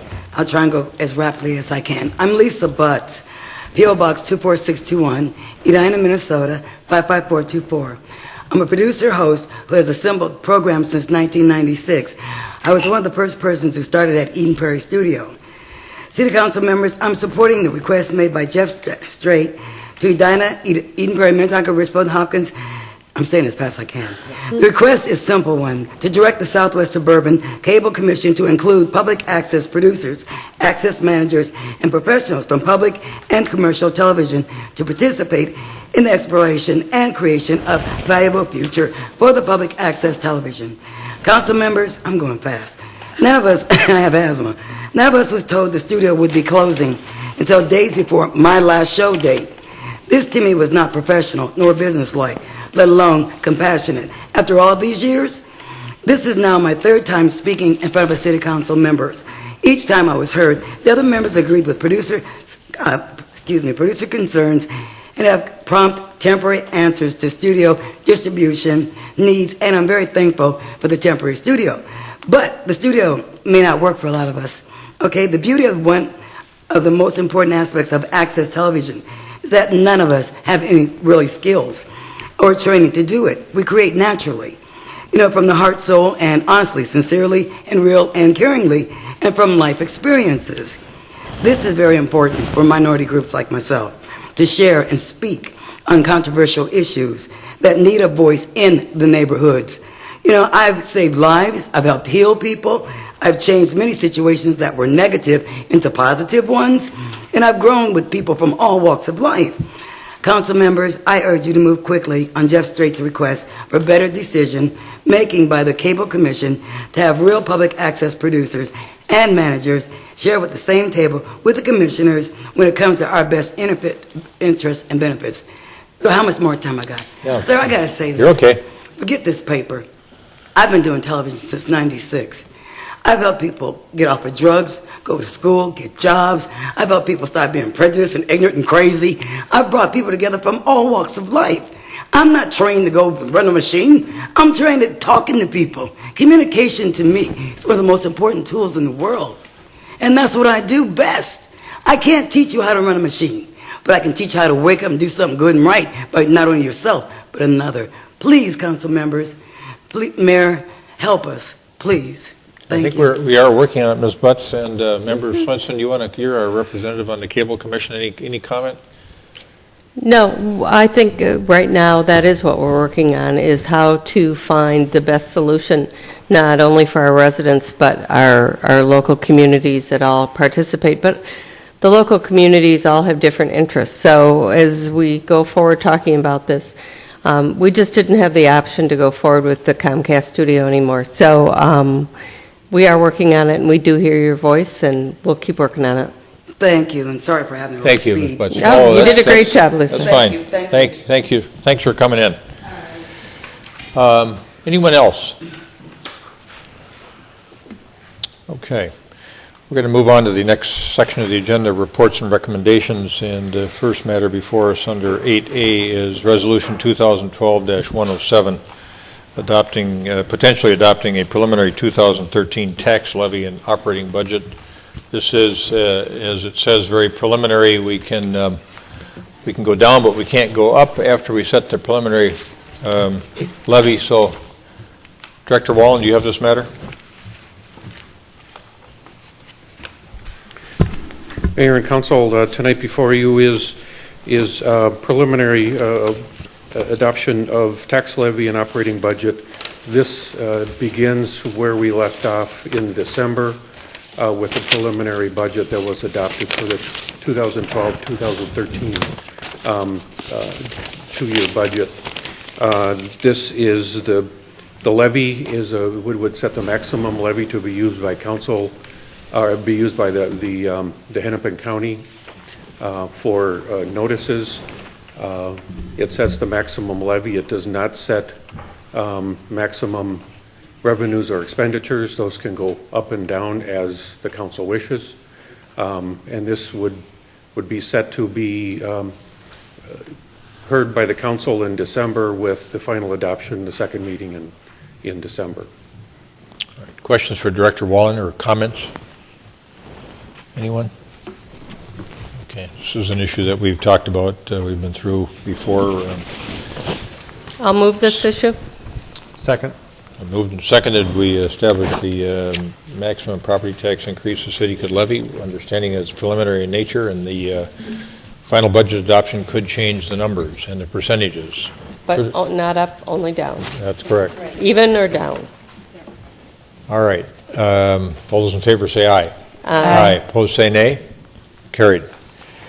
And now we have Resolution 2012-106, accepting various donations. So moved. Second. All right, thank you.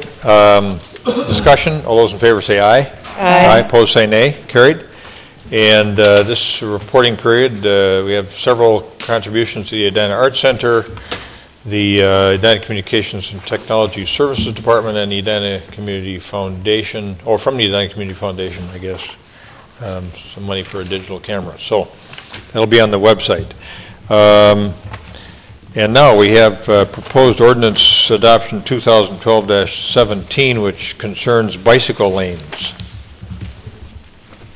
Yes, Mr. Mayor and Council. Before you tonight is the ordinance number 2012-17, amending Chapter 14 of the Edina Code concerning bicycle lanes.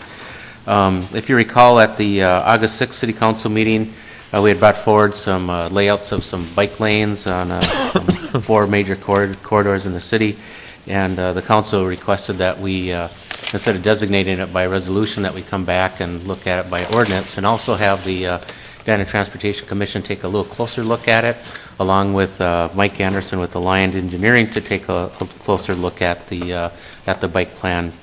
We've done both of those items, and now we're back before you. In the packet, we have the proposed ordinance 2012-17, and then behind that is the revised bike plans. I know there's been some conversation and emails going back and forth in the last week or so about a couple of the different areas. One is the area by Dewey Hill, or by Lewis Park off of Cahill and Dewey Hill Road. That one we looked at as far as the striping plan goes, and we in that area we could remove the dash line. We had it separated out, the parking in a smaller bike lane. We could remove the dash line and have a larger parking bay there.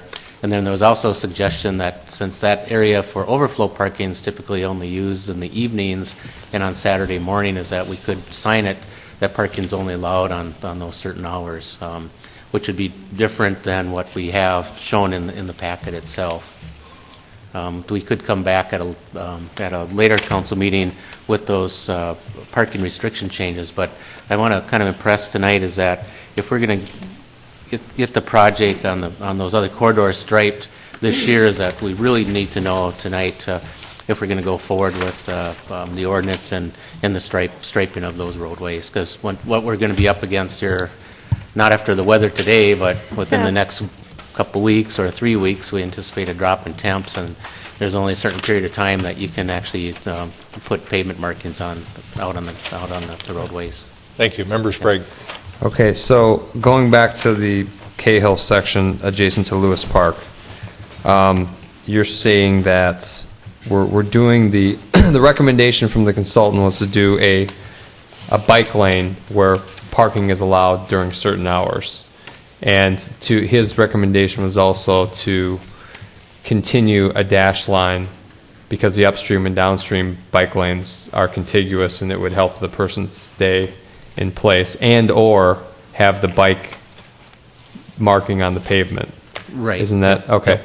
And in this plan, you were saying that, Actually, if I could. why don't we go through that section, it'll help.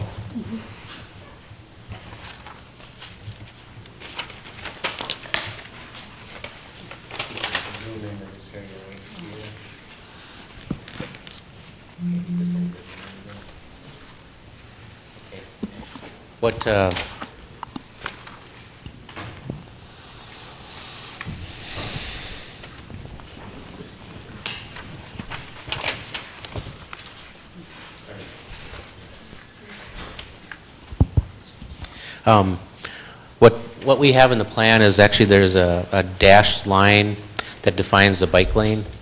So you could do a either or, is what I understand from our consultant, is Right. that you could remove this dash line and put the sharrows in, or leave the dash line in, so when the cars aren't parked there, is that a cyclist would just continue straight through. Okay, through on that yeah, road. and I preferred the dash line just to keep them in the spot.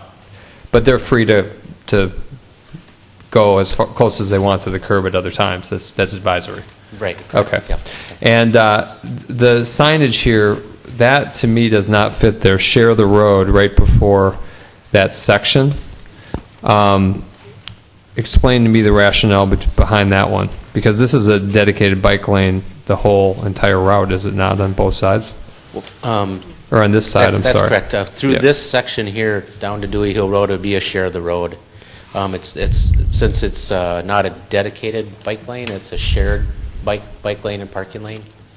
So what they were recommending was to put a share of the road from that, and then this is virtually the, there's only a couple places where we do have a share of the road on these plans. But when we say they, we're talking about Mike from Yep. Align Engineering. One of the things that he said was acceptable was that, I'm trying to find the MUTCD signage, the one that is the combined bike lane parking restriction sign. And that one has bike lane on top, because technically the whole thing is a bike lane. And then below it, it says parking, the parking times when it's available for parking. And that one is acceptable. That treatment is also acceptable in the MUTCD. And I'll have to find the, it's R317, R7 Yep, is the sign treatment. You know the sign. Yep, I know what the one you're talking about. We can put that in there also, I mean, or vice versa, but, yeah, either we can put it that kind of defines the parking. I think the big thing here is that when the vehicles are parked here, is that we want to make sure that the cyclists know that they can proceed with caution, essentially, because we don't, as people are opening up doors and stuff, we don't want a cyclist to run into a doorway. So I think the more cautionary signs that we have, the better off we are in that segment. And after a while, we can still review this area too, and do more studies about how much it's actually used for overflow parking.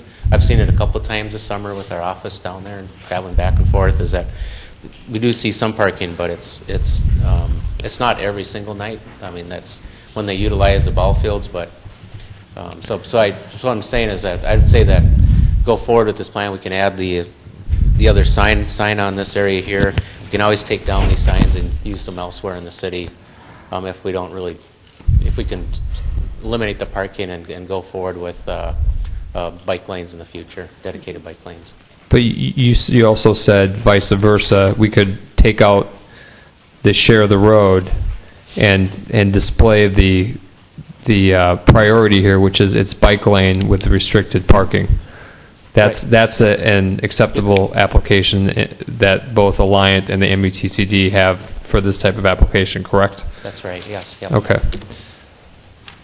Member Bennett. I prefer that clarity. If the parking is occasional, but the intention is to have the bike lane be usable every day, then I think that type of signage, which I don't have that stuff in my packet tonight, but I think that would be clear in terms of its priority and its use. What would that do to the striping on the pavement? Would that continue then to have the striped? It would still have the same type of striping on the pavement itself.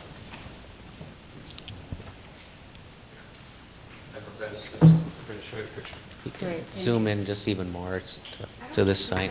Let's set some X there. Can you just describe that visually for us? Actually, there was another sign that they had that actually showed the split parking. Oh, did it? On that. We'll look at putting the split parking and the bike lane into the plan. This covers the time frame of the parking, and then that there's a bike lane normally in that area. The other issue that we discussed, or that was brought up by ETC, was on Valley View, having some type of buffered lane. And I had a email exchange with Brian Olson. Is Director Olson here?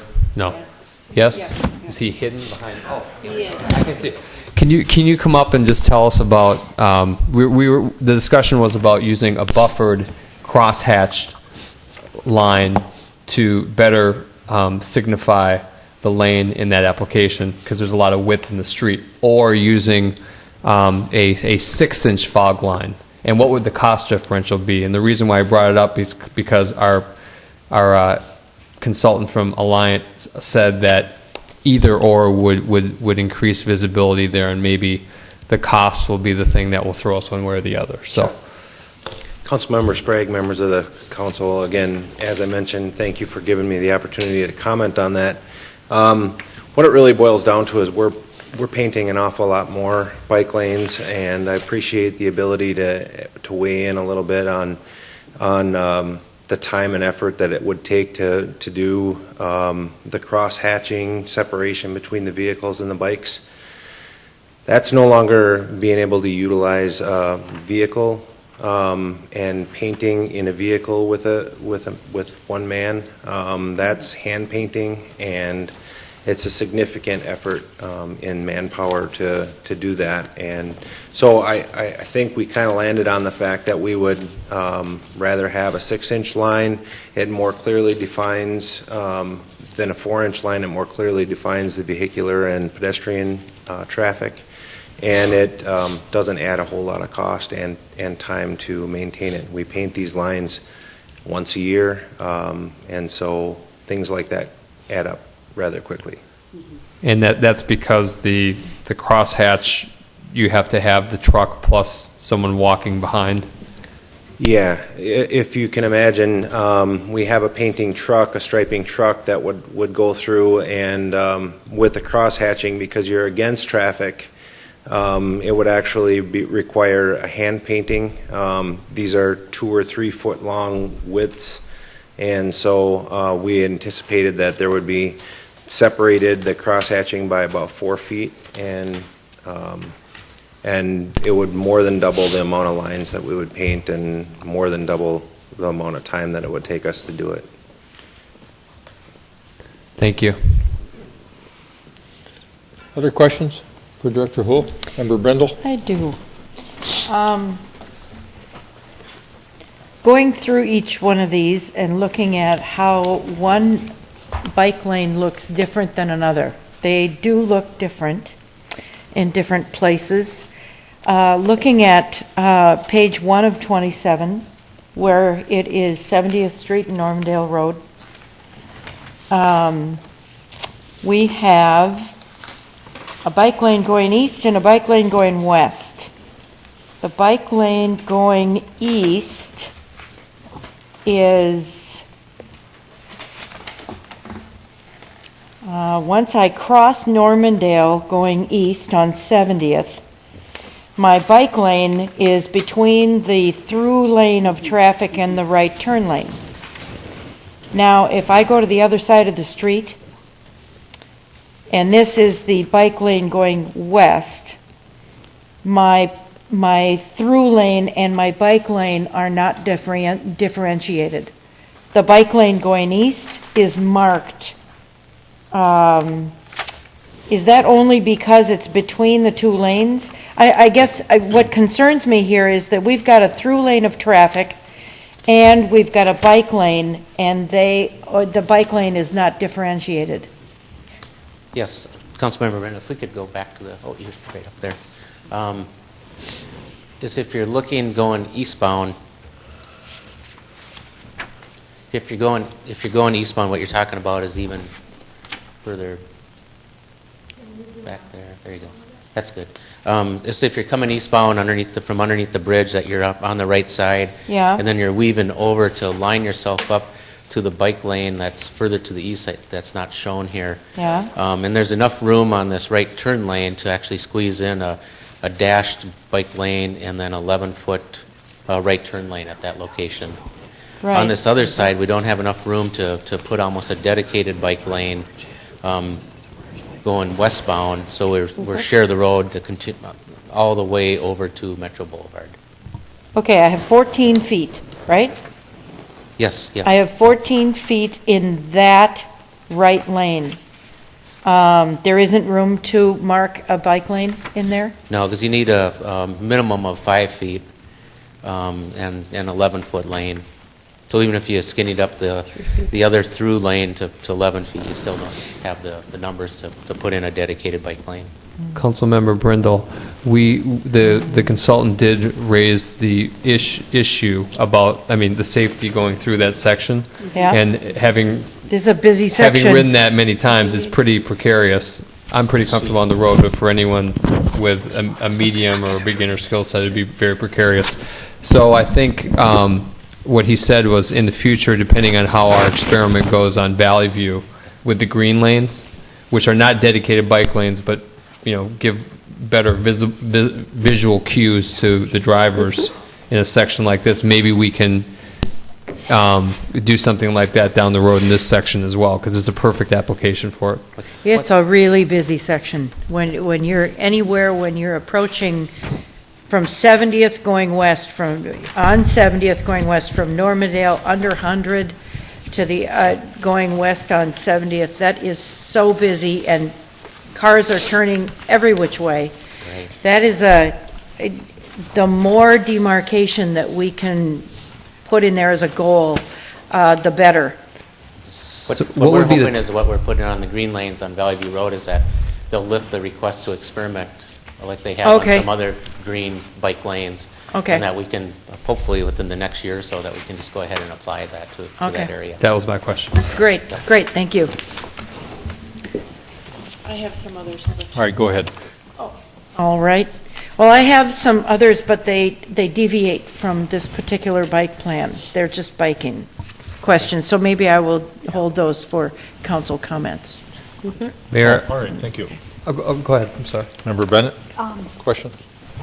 Well, returning just to finish the conversation regarding the area adjacent, the roadway adjacent to Lewis Park, if the signage that we saw an example of is installed, is the dashed line still necessary when the parking lane is going to be used infrequently, only occasionally, and maybe revisited? Is that dashed line still essential from any perspective? I would suggest that we put it in. I know there's state statute that you have to be so close to a curb when you parallel park, but just for the driver's sake, that the people that are parking, that they know that they're not going to be encroaching on the bike lane, and then also if they're pulling up, that they still recognize that there's potential for cyclists to be buzzing by them as they're parallel parking or even opening up their doorway. So you're looking at it from a driver education and awareness perspective, as well as a bicyclist education and awareness perspective? That's right, yeah. Okay. Yes. I think it's sheet 7 that I have a question about. Yes. Sheet 7 shows the intersection of 70th Street and Cahill. And my concern in this regard is more the crosswalks, or now it appears that there's a crosswalk on the west. I would request a corresponding crosswalk from the west side of Cahill to the east side of Cahill. Is there a sidewalk Oh, on there's the? no sidewalk there. We have, we have no sidewalk at that location. That's the problem. Okay. There should be a sidewalk, but there isn't. When you get There down should by be. Grandview, when you get down by Grandview, I run there that. is some sidewalk, but there's that, next to the building, there's no sidewalk, just grass. Yeah, okay, so So when we ask, get that sidewalk, we're going to put in that crosswalk. asked and previously answered and just, okay. That could be a missing link. It is a missing link. Mayor, I just wanted to say to the Bike Edina Task Force and the ETC and Wayne and our consultant, what an incredible job they did pulling this all together. There were a lot of changes, and I think what came out of all this is we have some best practices we can take to the next year to make this process more efficient, also to end up with the best on-street facilities out there and signage. And so I would like to move this matter with the following amendments. One, that we do that signage change out in front of the bike lane at Lewis Park to have the bike lane and the parking shared sign. Two, that we do a 6-inch fog line in the Valley View section. And then three, to reconsider within the next year the addition of the green lanes underneath Highway 100. Is there a second? I will second. I would like to turn attention just briefly, if we could, before we vote on this, to the materials that I asked to be provided this evening, and staff did a great job of bringing this forward. It's really the first and the last page. And this is a separate issue from the plan for the 70th Cahill, Antrim, and Valley View Road lanes, but it goes to the ordinance itself, and it goes to what the state definitions, which, just like we've experienced with Grandview, many terms get used and they're not overlapping. There's one overlapping term that's bikeway. Page 1 of the definitions, it's a definition ordinance, or state statute rather, shows that bikeway, the umbrella term, means a bicycle lane, bicycle path, or bicycle route. And then those other terms are defined above. What we're establishing by ordinance this evening is bicycle lanes, and combining all the different bicycle lanes that have been previously approved, as well as some not, into a single ordinance, which I think will have a lot of information benefit to residents. However, we also do have bicycle routes in the city, which are the roadways or shoulders signed to encourage bicycle use. In fact, Wooddale in the Country Club neighborhood is just such a facility, and we probably have more bicycle routes than we have bicycle lanes. We also have some bicycle paths in the city, which are bike facilities designed for exclusive or preferential use, but not on the roadway or shoulder. And I think some examples of them that I can think of just quickly would be Bredesen Park and the Promenade. And finally, looking at the last page, the ordinance under which the city has the authority to establish bicycle lanes and then to reduce speed on streets with bicycle lanes, there are other powers that the city has when it designates a bike way, which again is the umbrella term. So I am suggesting that, not this evening because I understand it's complicated, but I would like us to use this ordinance as a point of moving forward on making sure that all of our bike facilities are included in the ordinance, that we also have our bicycle routes designated in ordinance, and then designate all of those facilities, the routes and the lanes, as bicycle ways. It does seem like belt and suspenders, a term used previously, but it also seems that there is a point to it, because in 160-263 subdivision 2, the powers of political subdivisions, number 4 gives the power to the city to designate as bike ways all bicycle lanes, bicycle routes, and bicycle paths. Then subdivision 3 designation states that the governing body which designates the bikeways under this section, so again, not bicycle lanes and bicycle routes, but bike ways, then has the power to designate the type and character of vehicles or other modes of travel which may be operated on a bikeway, 2, establish priority of right-of-way on the bike lane or bike path. 3, paint lines or construct curbs or establish other physical separations. And 4, or 3B, after public hearing, prohibit through traffic on any established route, bike lane or bicycle route that it chooses for that purpose. So it does seem that under state statute, we're required to designate bikeways in order to have those other abilities, whereas the speed is a separate, the speed limit is a separate, and that applies just again to bike lanes. And I'm sorry, it's kind of clear as mud, which is why I requested that the documents be brought in front of people, because I thought it would be easier to have it visually in front. I concur, but I have a question for Roger on that. Some of those powers seem to be general powers that we have already. Painting lines and curbs and things like that. Do we need to go through the exercise of designating these in order to pick up? Are we picking up anything incrementally in order to go through this exercise from a legal point of view? Well, from a legal point of view, when you designate something a bike lane, it is by virtue of statute also a bike way, because a bike way is the umbrella term. Right, I So if it's a understand. bike lane, if it is a bike lane, it is automatically a bike way. My question is, Yeah. bike By way, definition. bikeways, yes, bikeways include the routes, paths, and lanes. My question is it worth the effort for a city to designate separately bike routes in order to pick up some additional powers that we don't have already? Because it appears like the powers listed under bikeway designations would be something we could already do. Well, I mean, right of way in bike lane or bike routes, painting lines and bike routes. We paint lines every day.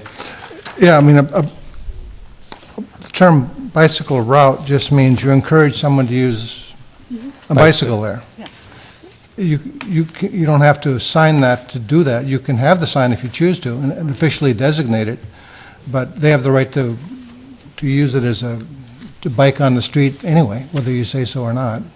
That enumeration has more of a public information. I think it almost as though then that section of our code becomes the list, the official list of our designated bike routes and bike lanes.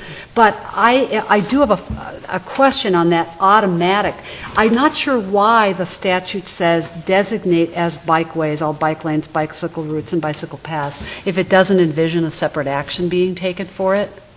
But I don't think every community is designating bike routes that are used every day for bicyclists, and they're exercising these police powers that I think they already have. I don't think that's my question. Are we increasing the sphere of authority, by going through this exercise, or, as you said, is it more of a public information rationale? I think the list has the public information, and that was part of my intention, but my read of this, and I will defer to Roger as city attorney, I mean, again, the legislature calls out a separate designation process, two separate, or it allows the designation of these different types of facilities. We do have signage on a number of them, and then it refers to a separate designation as bikeways, seeming to create that umbrella, which in turn leads to the list of enumerated powers. And I'm not sure what the legislature's intention was by setting up those different steps. I mean, the bike lanes we enumerate because we can change speeds if we want down the road. There's a specific power we don't have that's precluded by statute right now without the designation. But for the other things, they just seem more like general powers. So if our concern is about public information, maybe we should be creating bicycle route maps. That probably would have more of an effect than an ordinance, something buried in ordinance. So maybe, I guess this is up for discussion down the road, but I concur it would be worthy to have a staff discuss it and come back to us with a recommendation on it. I guess I would also like to know what Transit for Livable Communities and other organizations around the state recommend and what sort of best practices are becoming with respect to this. Sure. But I do again appreciate the work that's been done, and I think it's advancing things. I just wanted to raise this question and issue because state law seems to be setting up these different bins of categorization and powers. Yep. Good. Got a motion and a second. Further discussion? All those in favor of adopting ordinance 2012-17 Your Honor. as amended by... If you're waiving second. Yeah. All right. I would, if my second will accept Thank this you. amendment, I would waive second reading. One question, and that is the designation of motor vehicle lanes. Would you accept a friendly amendment by the second to, instead of motor vehicle lanes in 1420.01, from the portion of the roadway used for motor vehicle traffic by physical barrier striping marking, which is, I think, conforming with the language used in state statute. So again, it's the second line of 1420.01. The wording remains the same except for the deletion of the word lanes, and before motor vehicle, the addition of the words portion of the roadway used for motor vehicle, and then actually lanes is turned to traffic. So The meaning remains the same, it's just the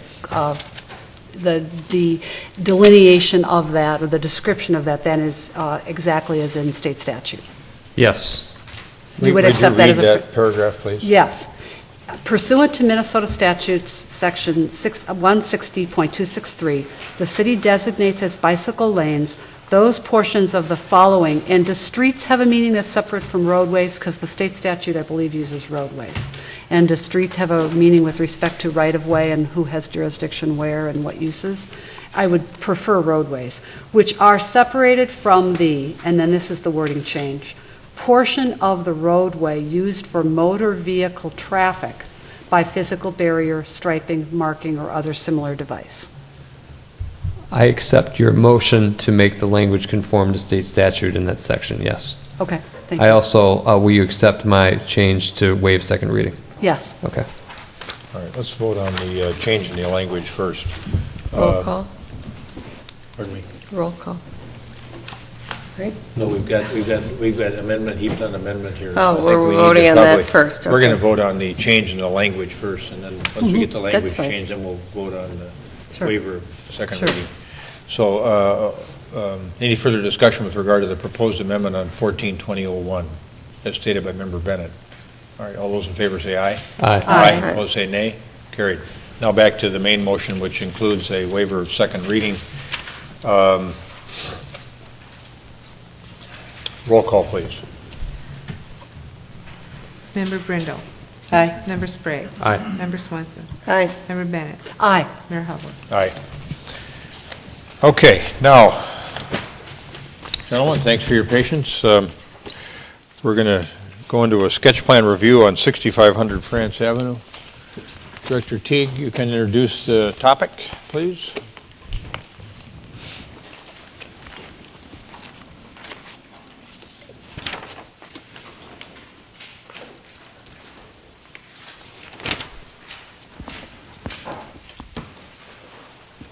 Okay, thank you, Mayor, members of the council.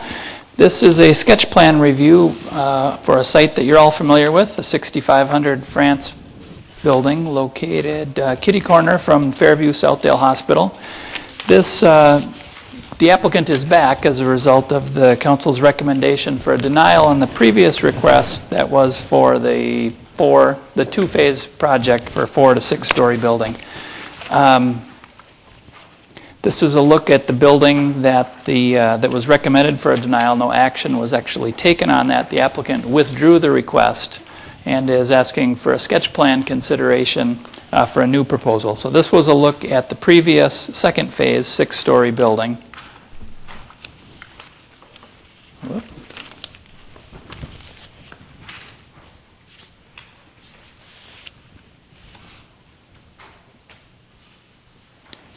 Mind of its own.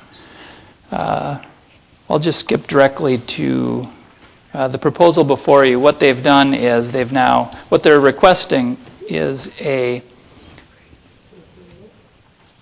5-story project, 1 phase, and the height that they're suggesting is 62 feet, which is similar to the first phase 4-story project with the mechanical equipment on the roof.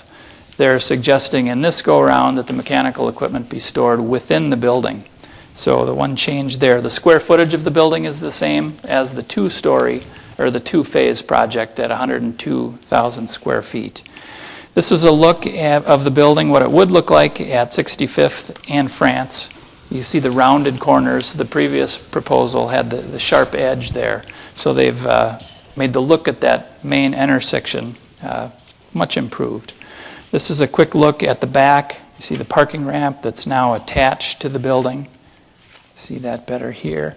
They will be suggesting a proof of parking agreement to not construct the entire ramp. A couple of other vantage points. You see they still have the 2-story podium height along France and along 65th. A couple other vantage points. Basically, the differences from the previous plan to this is that it's now a 5-story building rather than 6 at total build-out. The total build-out was 88 feet tall. This would be 62 feet. They've now attached the parking ramps. The parking ramp will be 5 levels. The previous proposal was 4 levels. Again, they've rounded that corner.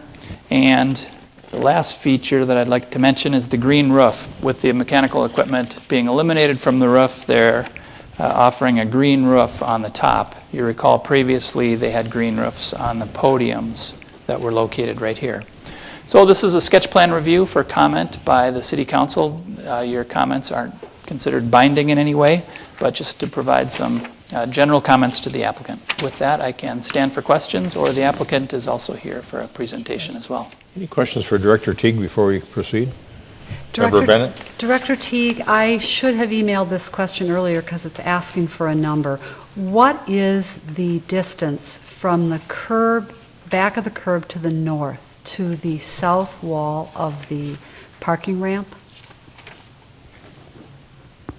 Yeah, that I don't know. The setback from the parking ramp to the property line is 25 feet. I'm looking at the Fairview Southdale parking ramp to the north. north. I'm familiar with the streetscape. I actually spent a fair amount of time out there on a hot summer day, and I was observing how the different parts of that streetscape felt.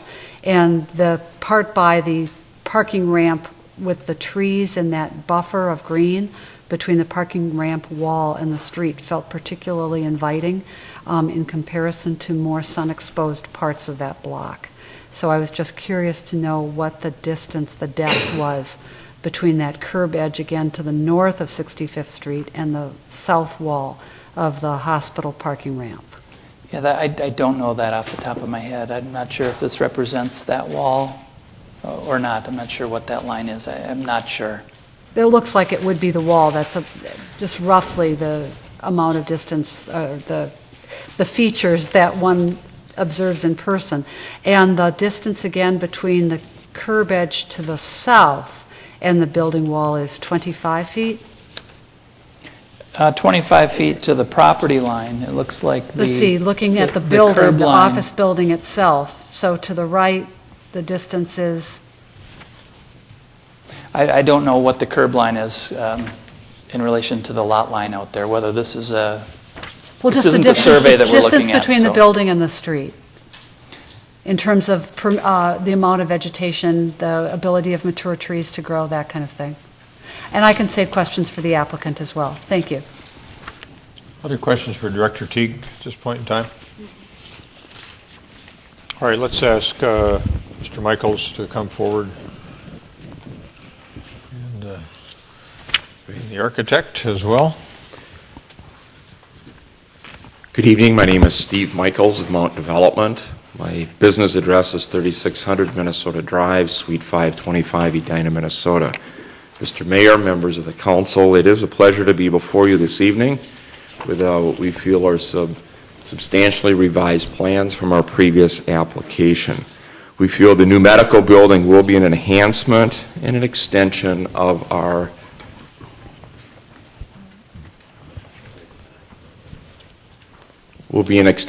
regional medical district in the area.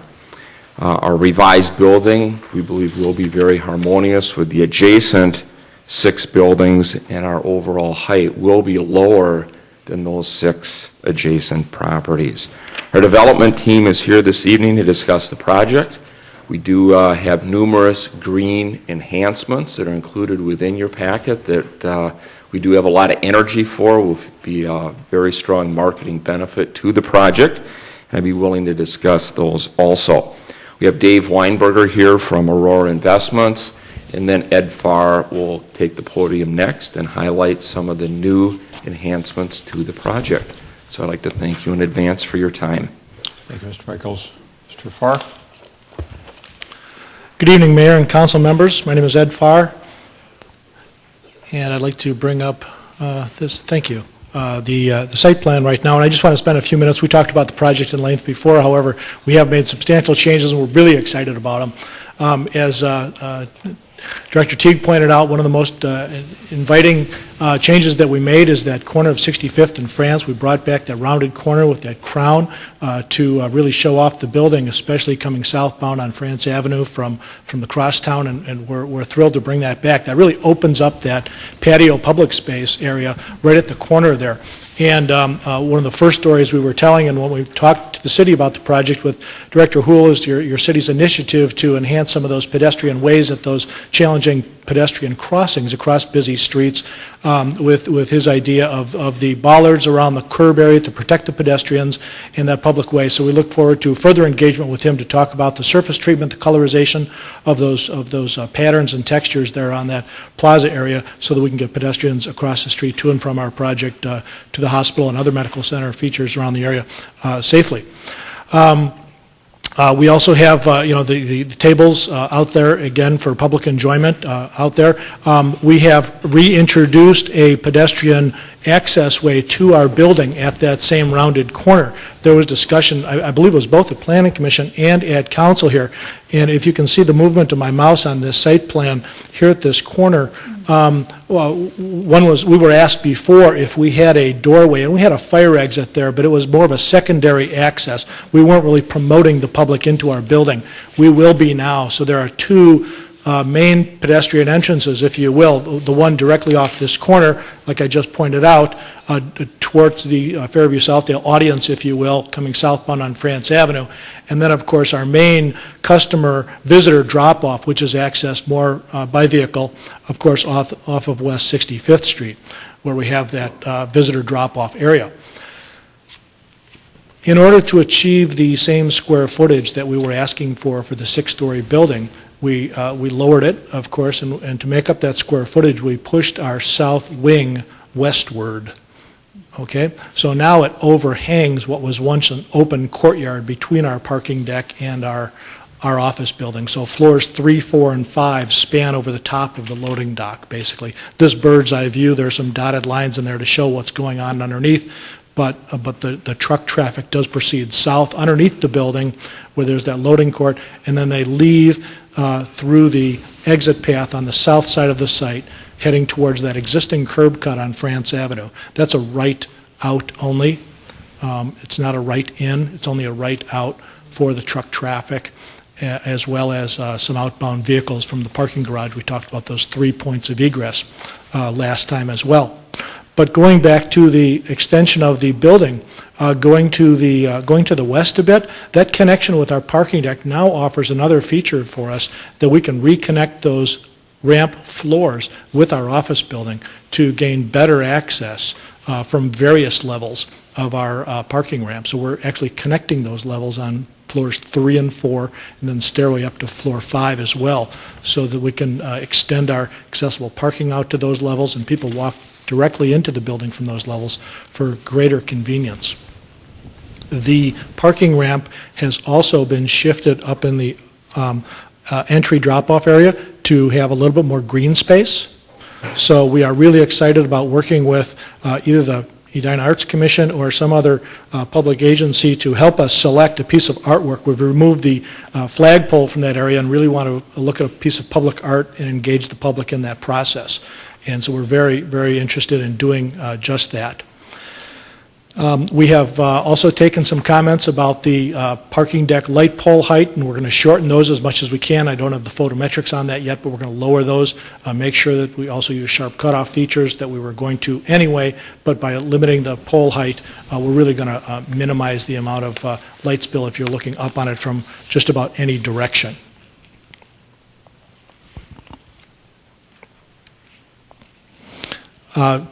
Director Teague pointed out the green roof already, so we're really excited about that. Besides lowering stormwater runoff from our own roof, it'll provide a pleasing view from the residents high up at Point of France, and not too many people were complaining about that before, but this will certainly enhance that visual from those views. And also, as Director Teague talked about, the mechanical system has been taken off the roof, those large mechanical units, and we're going to house those in a partial basement. That's where those units are going. So we'll have some small area wells delivering air in and out of our basement for that purpose, and deliver air to the building with an upflow design instead of a downflow design to remove those large units, hence the change in height. We have also taken a foot out of every floor to make that building as short as possible. We were looking at a 13-foot floor-to-floor before. Now we're down to a 12-foot floor-to-floor. So we're going to use some special steel members to achieve that. So we want to let you know that we're really working hard to bring this building down as low as possible at the 5-story level. So I believe those are all the comments I wanted to make. The rest of the project you should be familiar with. We've packed it, but we're here to answer any questions, and we really appreciate your interest. All right, Mr. Farr, stand by here. Comments from council members? Member Brindle, do you have any questions or comments? Just one, and I'd like to have you talk to us about the variance. That it looks like, if I remember my discussion with Mr. Michaels, shifting the parking lot or the parking structure to the west. Yes. Pushes it into the easement a little bit, does it? But there's just looking at would require variances if no PUD. I understand that if it's a PUD, we can design this thing and make it do and make it be what we want it to be. Correct. But let's talk about what it is and how far was the parking structure from the west lot line versus the 15 feet that it is now? It was 5 feet greater at 20 feet during our last proposal. Okay. That's correct. We reduced it 5 feet in order to get the building to work on the east end. That's correct. So we did shift the parking deck 5 feet west.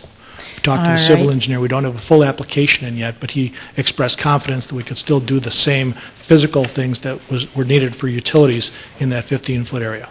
Okay, well, that was my question, was if you would have difficulty with stormwater or anything else that has to squeeze into that 15 feet? Again, he expressed confidence in that. We're in the process right now of preparing our next application with our fingers crossed that tonight will go well, and believe that you'll be satisfied with those results, and we'll be working with, of course, the city engineer on that success as well. Okay, great. Okay. Well, that really was my only question. I looked at the new design with Mr. Michaels. I like the pedestrian scape very much. Appreciate the green roof. Sure. Especially since you've got people who are going to be looking down on the building, so having it be attractive not only from the sides but also from the top is important. Thanks. Thank you. Would now be an appropriate time to address Councilmember Bennett's questions about some dimensions along 65th Street. Certainly would be if you have those dimensions. Because actually that line on the site plan, if either we could get that back or I could get that back, that line on the site plan that you were referring to, I don't know if this is yours, Carrie, or mine.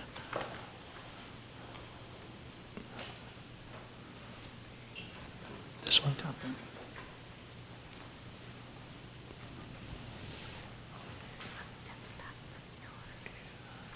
Let me do that.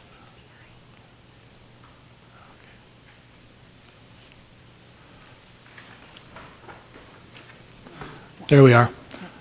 Okay. At the top of the plan here, we did, it was requested of us, and we did show this south wall of the existing parking ramp. And while I don't have a scale here, and there is no dimension on it, just by visual scaling of what I know to be about 58 feet here, this looks about 45 to 50 feet, to answer your question, from the south wall of the Fairview ramp to the street. Both the north side of the street and the south side of the street, their curbs appear to be approximately 3 feet short of the right-of-way. So there's about 3 feet of green space between the curb and the property line. So when we are talking about our building setbacks, at least on our side of the street, being 25 feet, that would be approximately a 28-foot dimension from curb to building face. Okay? Member Sprague. Can you walk me through the skinning of the ramp on all sides? Yes, I can. And we're going to go to a different... And that's all precast material? It is. And we changed the colorization as recommended to be more in keeping with the office building from our last look. You'll see that we have a 3-color tone on the precast to pick up on the same 3 tones as the body of the office building by design. Before, there weren't as many colorization changes, and the proportions were a little bit different in color. There's a better view at the main entrance. The ghosted image on top is that potential 5th floor that Director Teague was talking about for a proof of parking level, but it would only be built, it appears as though a 3-story building because it would be 4 levels of parking, but of course the top level doesn't have a roof. Let me go around and the other 2 sides of the skin of the parking deck, the half on the left would be the west facade, and the half on the right would of course be the south facade. Used a variety of horizontal and vertical expression to break up the long facade. We are using louvers, much like the Twin City Orthopedic Building does across the street, so that we don't get those direct lines of sight to internal illumination and car headlights.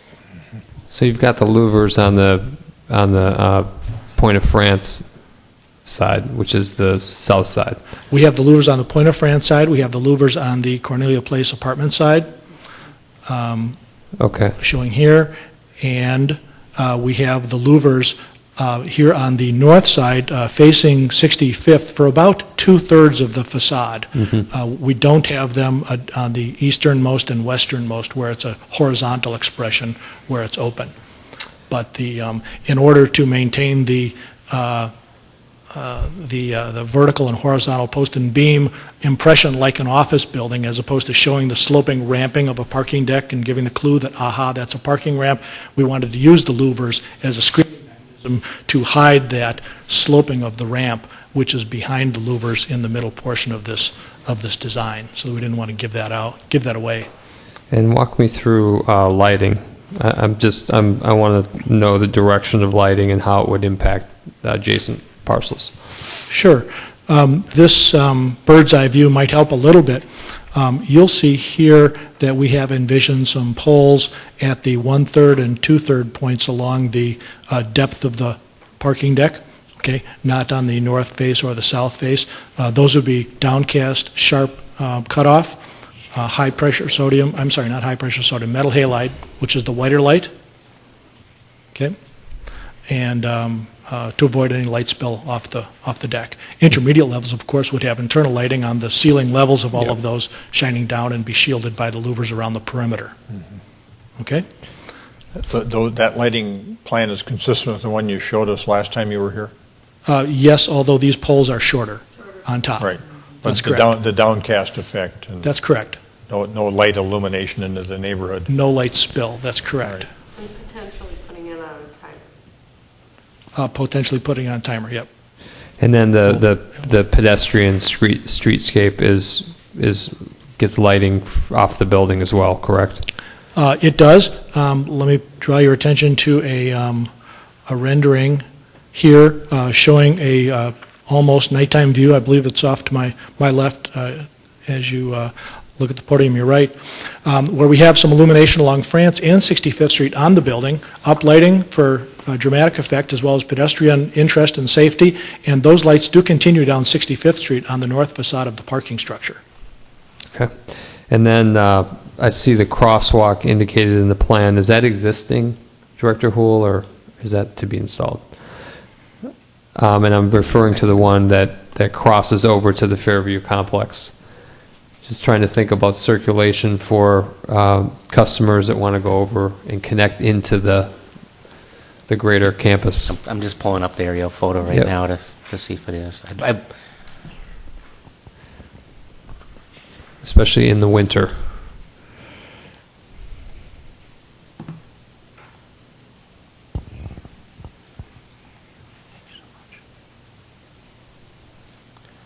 The marked crosswalks are not existing today. Okay. Out there.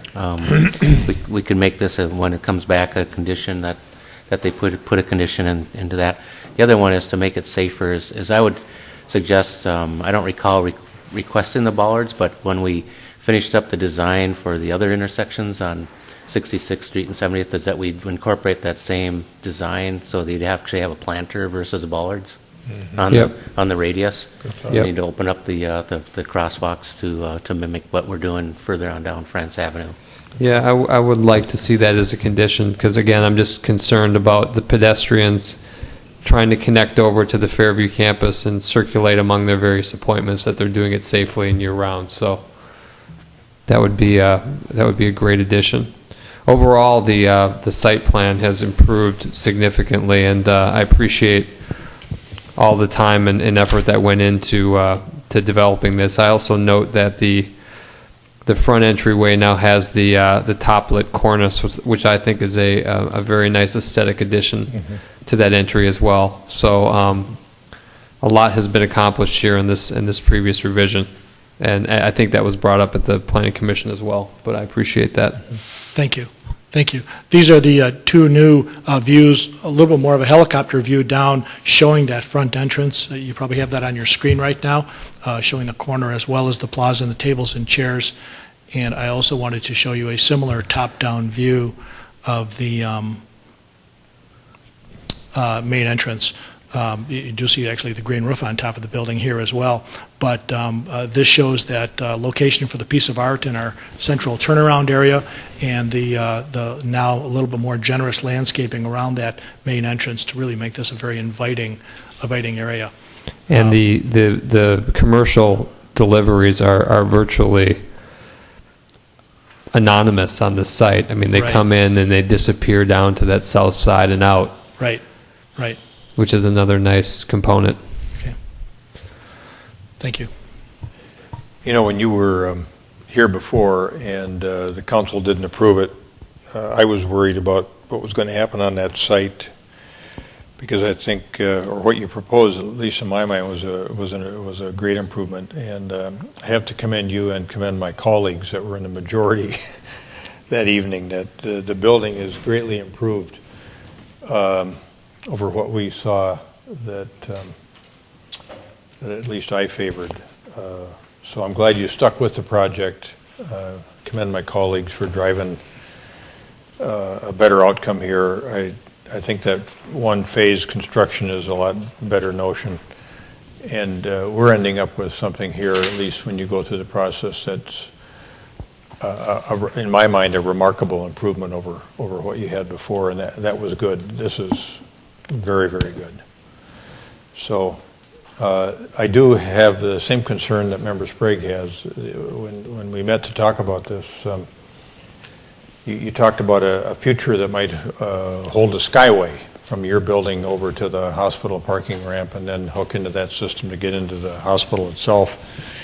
And I do have a safety concern about people, and it's been kind of roiling around in my mind since we talked about this issue. And I'm wondering, for physicians that are in this medical office building, what percent of their patients do you expect are going to be going back and forth between the hospital complex, and how are we going to safely get them there? So I asked maybe Mr. Michaels or Mr. Weinberger that question, and because I think it's an important consideration, and I'd like to be able to make sure that we get people safely around here. Mr. Mayor, we share the same concern you do. This will be a traditional clinic building. I would expect rarely a patient would leave this building and have to traverse to the hospital. That would be different for the physicians that might be doing rounds or attending to patients early in the morning or late at night. But as far as a typical going to see your physician for a scheduled appointment, be pretty rare that they'd turn you loose and ask you to go directly or be admitted to the hospital. Does that answer your question? Well, it does help answer my question. I was thinking that it was probably more important for you to be able to answer that question than for me or anybody on the council, because I didn't see where if a substantial portion of the clientele that was coming there needed to go to the hospital and there was no good way to get over there, that you'd have much success with this building. If doctors come there and see, well, I can't get my patients via tunnel or sidewalk or skyway to the hospital, what do I want to be in that building for? But apparently, So you're not worried about it, so I guess I shouldn't be. So they're not traversing, I know they may not be going to the hospital, but the 6545 clinic building as well, aren't there? They might do one service on this side of the road and then cross over to the other side? Is that an expected notion, or no? Okay. I mean, it is for the physicians, but you not did for the you did a patients. building on the other side where there's 6363 France, where there's yes. a tunnel to the hospital. Right. So what's different about this building compared to that? They're both identical. Yeah, we would like to be connected by a skyway. We'll just have to see how the building leases, the character of the clinics that are going into the new building, and if that's a priority for them or not.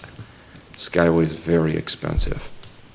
Yeah, if you cross the street, though, there is an elevator and a stairway up to the skyway that crosses over to the hospital. Yep. So it is basically a street crossing, and now you've made a door that goes out That they right can by exit, the yeah. corner, Right. which It's gives just a more logical way to get to the corner. Right. So I think you've at least provided.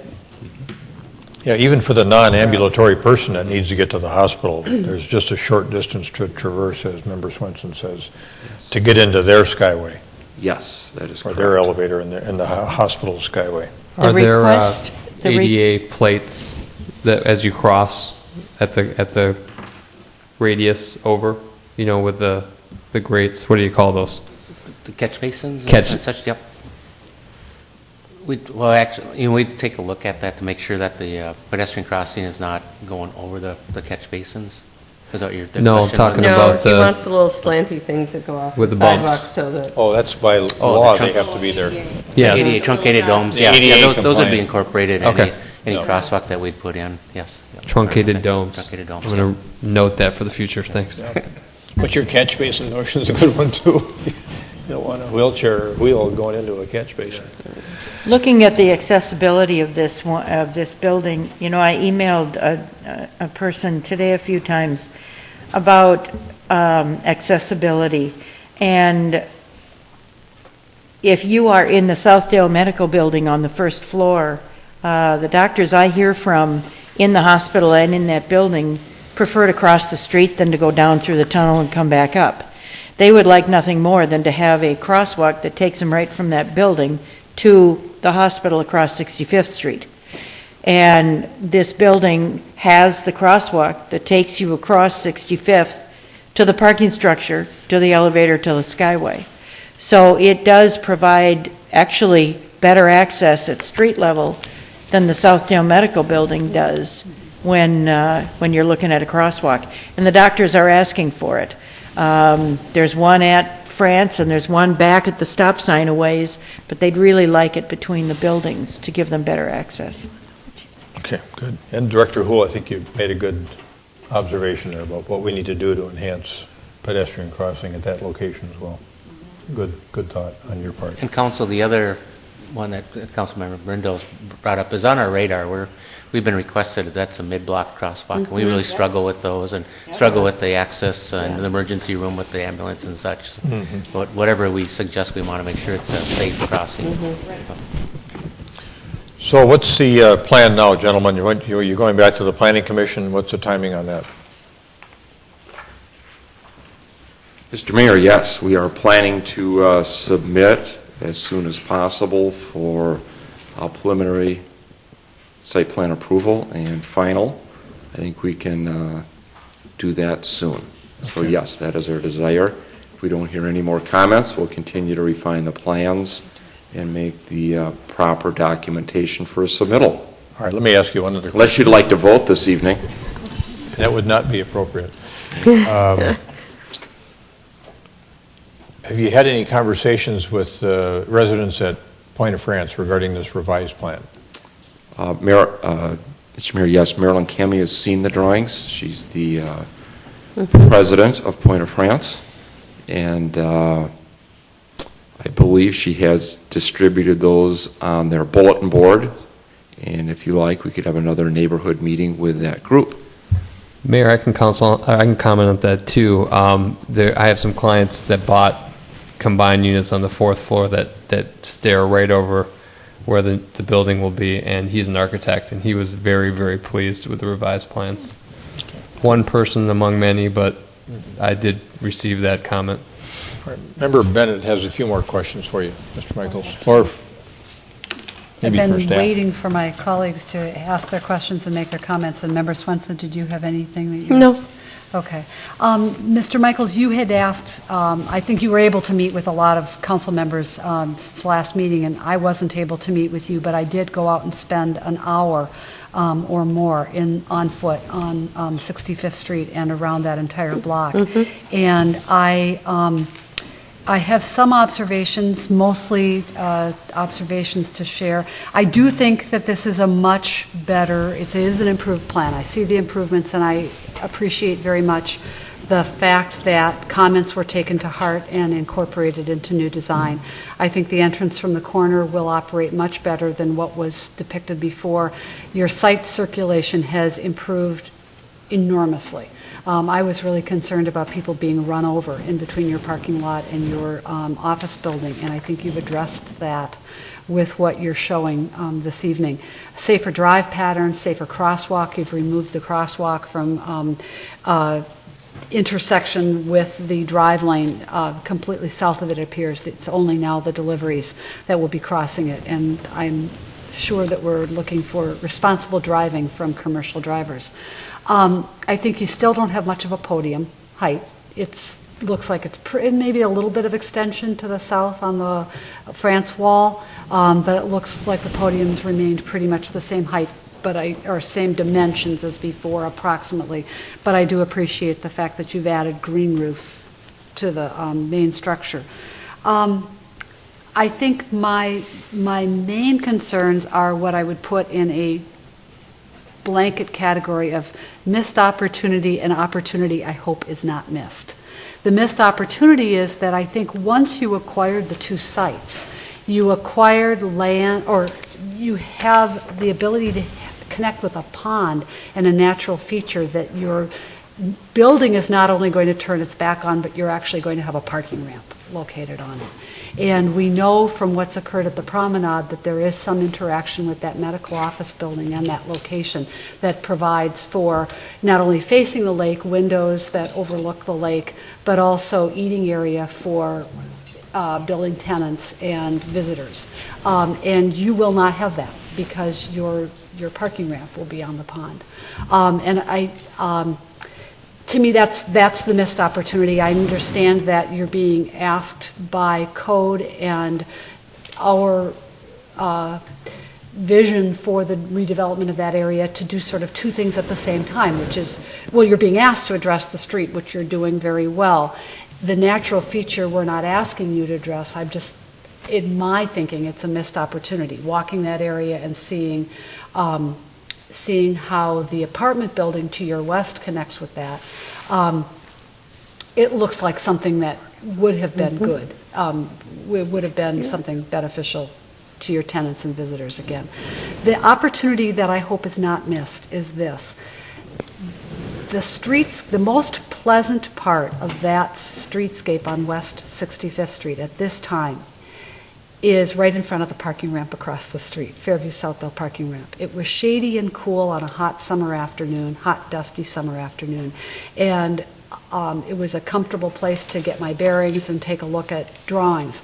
Once I moved to the west along the sidewalk, in front of the medical building and its parking ramp, the setback became shallower, the tree cover was gone, it was baking hot. It wasn't inviting at all for a pedestrian, and it just felt like a wasteland. And then down on the corner, crossing the corner, I know we missed an opportunity as a city with that apartment building to require that they build a sidewalk. So there's an inadequate sidewalk to the north and no sidewalk to the south. And this is all, I understand you're coming into that streetscape, but again, my observation is the most pleasant part, even though it's against the wall of the parking ramp, is to the north, where that tree cover is there and that green buffer is there. I know you're providing, there'll be a lesser setback on your side. I'm hoping that there's enough of a boulevard to keep your trees alive. Most recently, in our discussion of intersections on France Avenue, we were told that a 10-foot boulevard would be optimal for keeping trees alive, and I think we had to go to an 8-foot in order to reduce costs of right-of-way, which are still unknown at this time. It looks like from the cross-section that you're showing that you've got maybe about that 10 feet.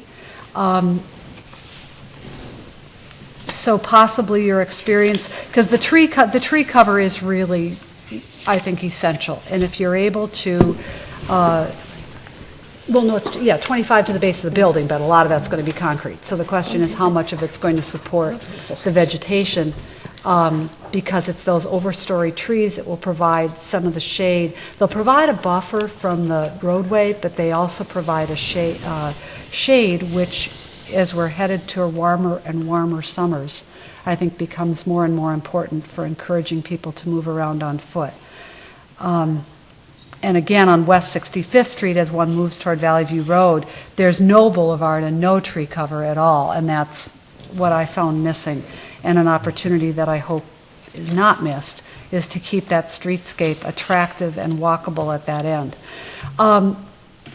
That being said, my only remaining issue, and to me it's a serious issue, is I think that this city worked very hard on its comprehensive plan, and I know that there were some redevelopment discussions that preceded it in which whatever the pattern of development had been west of France previously, there was creation of almost a podium height or step down, as it were, a block-wide step down to the neighborhoods to the west, the single unit residential neighborhoods to the west. And I do appreciate what you've done with design and the fact that you've brought your height down. I do find it difficult to contemplate a code change, a comprehensive plan change that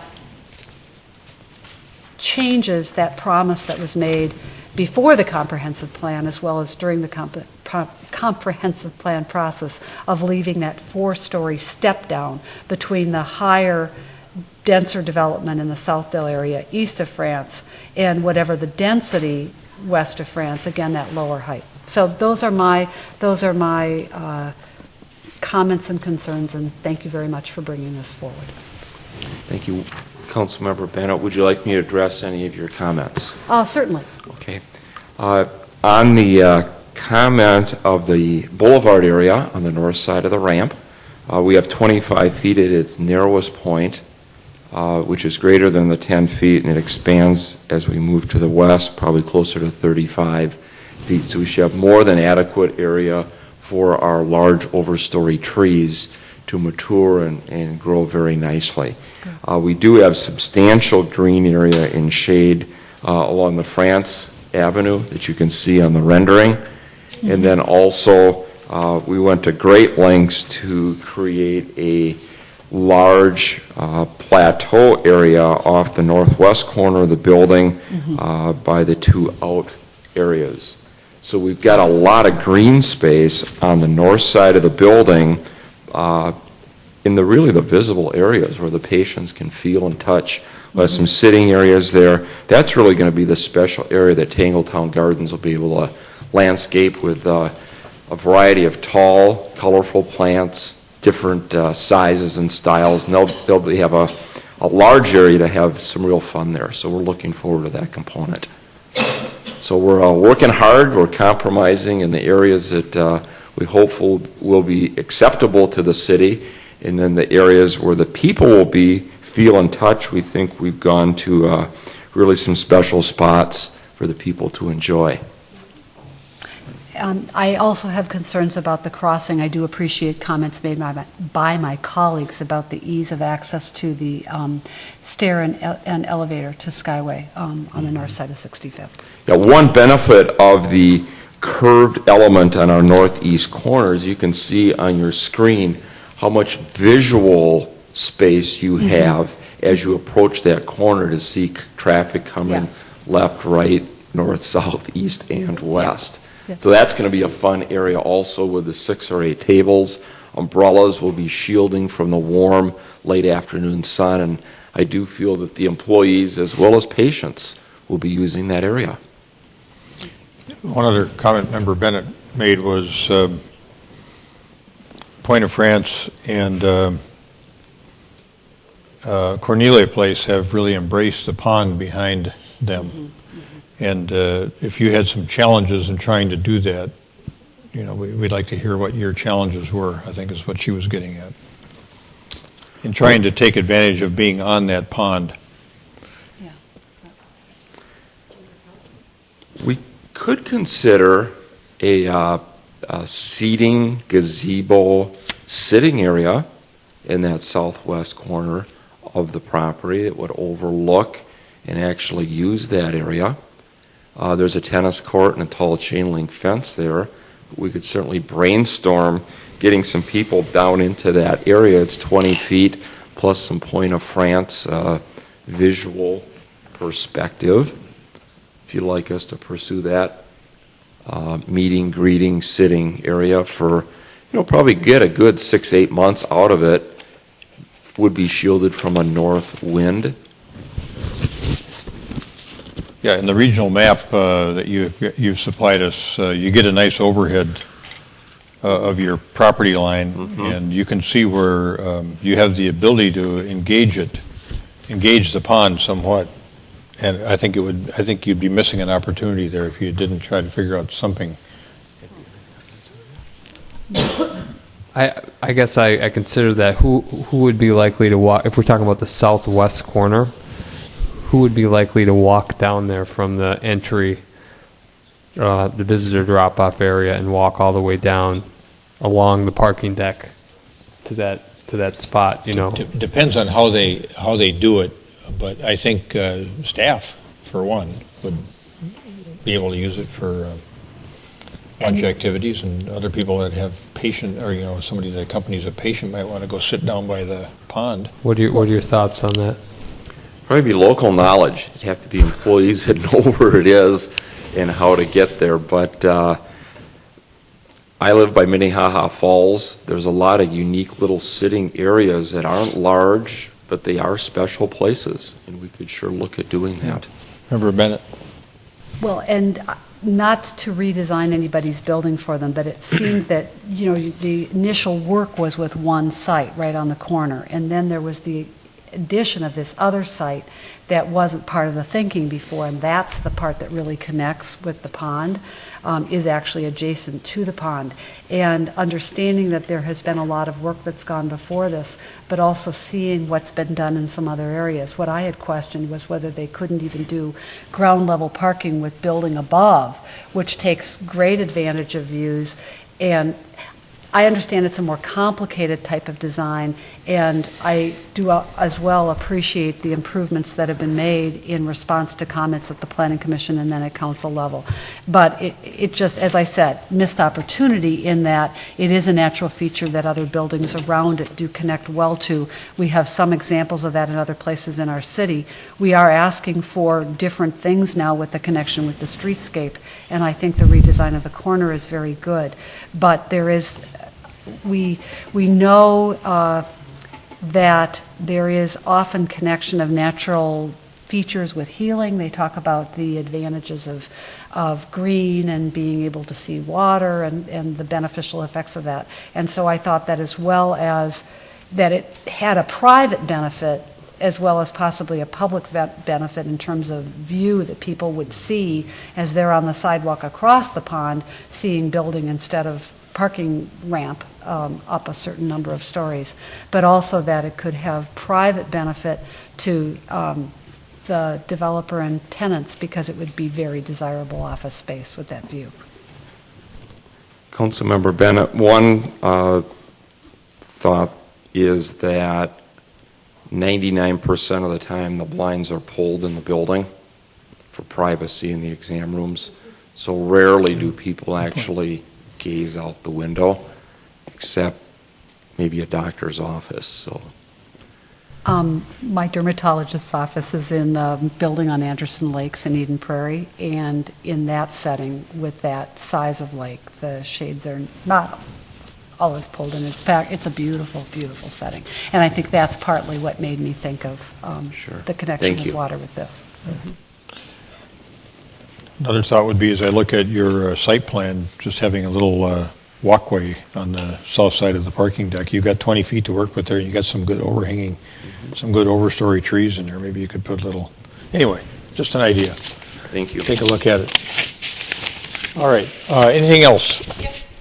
Member Swenson. Thank you for responding to us, and going back, I appreciate it. Anyone else? We will see you again, it sounds like. Good evening. All right. Thank you. Mr. Farr? Mr. Weinberger? Thank you.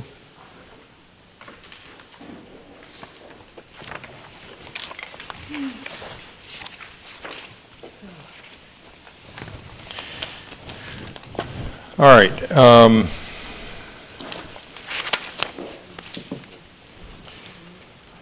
I think we have all the correspondence and petitions in our possession, so nothing further to deliver to us. I take it, Manager Neal? No, there were some additions that we placed in front of you at the request of Councilmember Bennett, but that's it. All right, thank you. Council comments, Member Brindle. Okay. I have a few. We have 3 situations that I've become aware of, and I know some of you or all of you have become aware of these, where we've got landscaping or remodeling projects happening that are adjacent to city property, and the builder or landscaper has cleared city property in order to access the property that they're working on.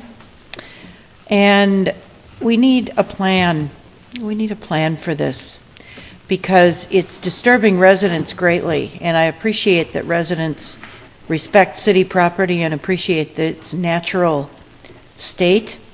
And so we need to come up with a way to know where these projects are happening. We've got a construction management plan that manages how people park on a street where there is a construction project.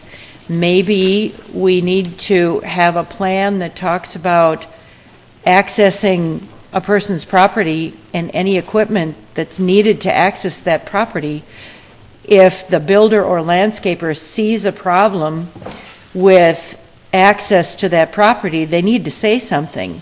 It's not possibly that they would be denied access if they asked for it, but at least we would know that that access was required, and we would be able to say, all right, here's an area where you can gain access to what you need.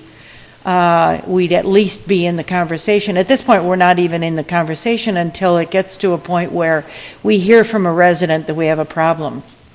So I'd like to have us maybe take a look at that.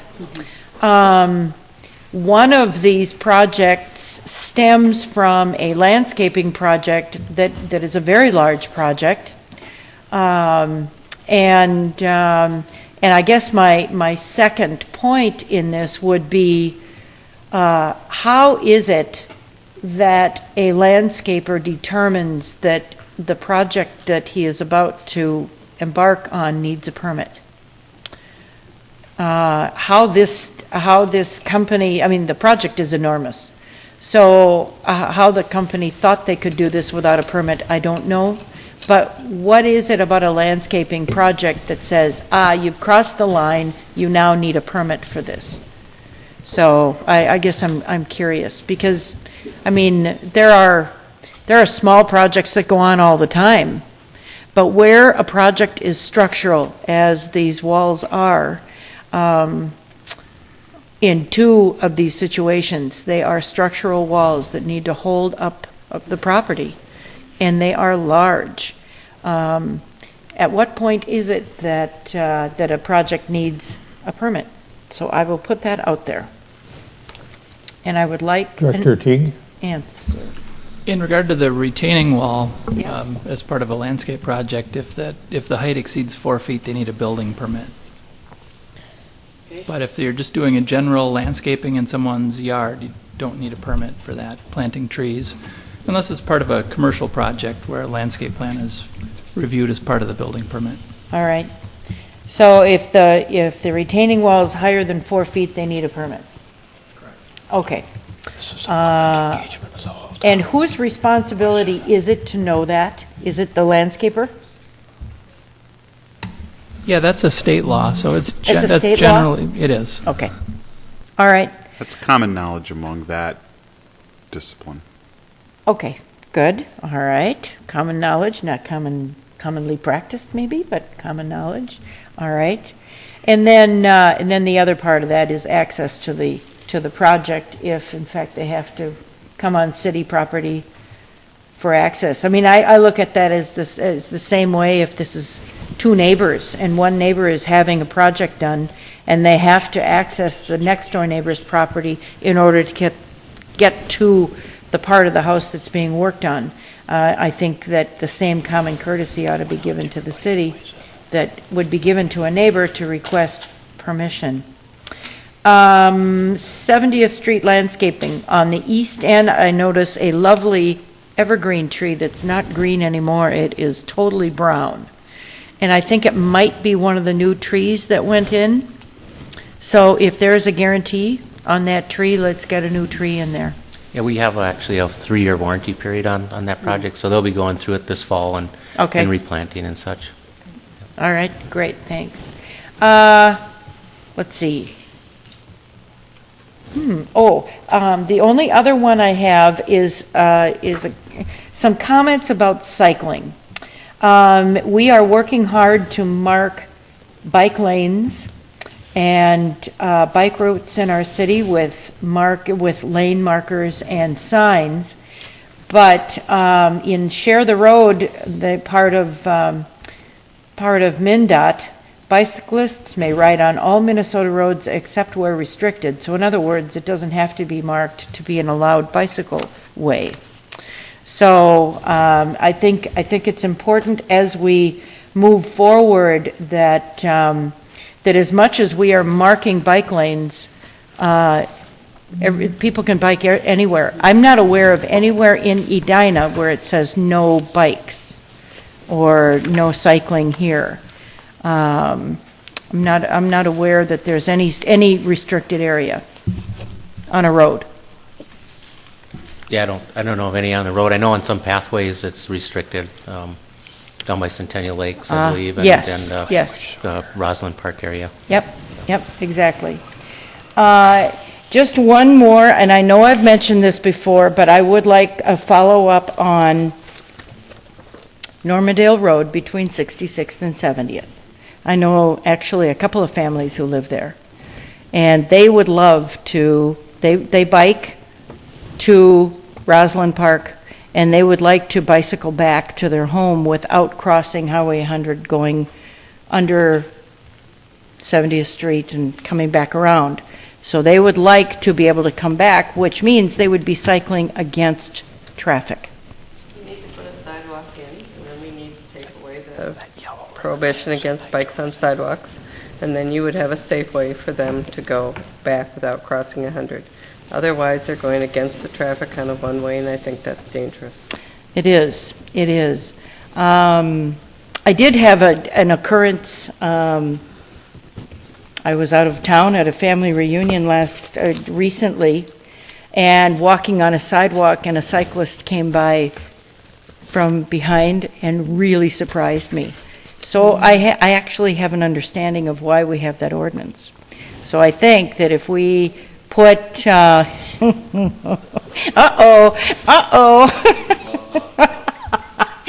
well, That was my initial reaction when the cyclist came by and surprised me was, oh, maybe that's why we have that ordinance. So anyway, I'll put that out there. A couple things to think about. Thanks. Thanks. Member Bennett. Thank you. Following up on a couple of points of discussion earlier this evening, I would like to see if either through the ETC or the BETF we could get some information on what other cities do with things like with bicycle routes and with those powers that the legislature created. Do we have them without designating as bikeways or not? Would like some clarity on that if possible. Also on the drainage issue, code 85007, it's, I think we may have an issue with language because the word other public facilities is used, indicating that the water is being channeled, I think, toward public facilities, although they do also include references to water courses or ponding areas. So some clarification on that would be helpful as well. Are those are people allowed to discharge toward a private pond or water course, or may they only do so if it's a public body of water? That's actually not clear to me from the wording of our ordinance. And I can take an answer another time on that. Finally, I am going to make, I think it's my 2 or 3 times a year plea for people to notice that the days are still warmer, but they're getting shorter, and it's getting dark earlier, and people are still out walking, but often they're returning home in near darkness or darkness. And please, whether you are on foot, bicycle, or in a vehicle, be mindful of the movement of people around you who may be in a vehicle, on foot, or on a bicycle. Be particularly careful when rounding corners in that dimming light. Just this past week, a 19-year-old exchange student who was coming to spend a semester at McAllister College was hit on Hamlin, just south of Grand Avenue in St. Paul, and she has died. And the McAllister students, of which my son is one, are devastated. So rather than, I think we can all move safely around the community if we just watch out for each other. Thank you. Member Swenson. I'll leave my time to Josh. He seems to be writing down notes. Wow. Well, you gave him a lot of license there. I did. Thank you. Well, this should only take about 45 minutes. Since it's only 10 o'clock, we've got plenty of time. We're usually out at midnight. This is early. You got time to do a half marathon after the meeting. Well, speaking of half marathons, I would be thinking of you guys this weekend. I'm doing my first half Ironman on Sunday at Square Lake in Stillwater, so wish me luck. We'll be there for Sunday. I hope to make it back here in one piece. Don't go in the water.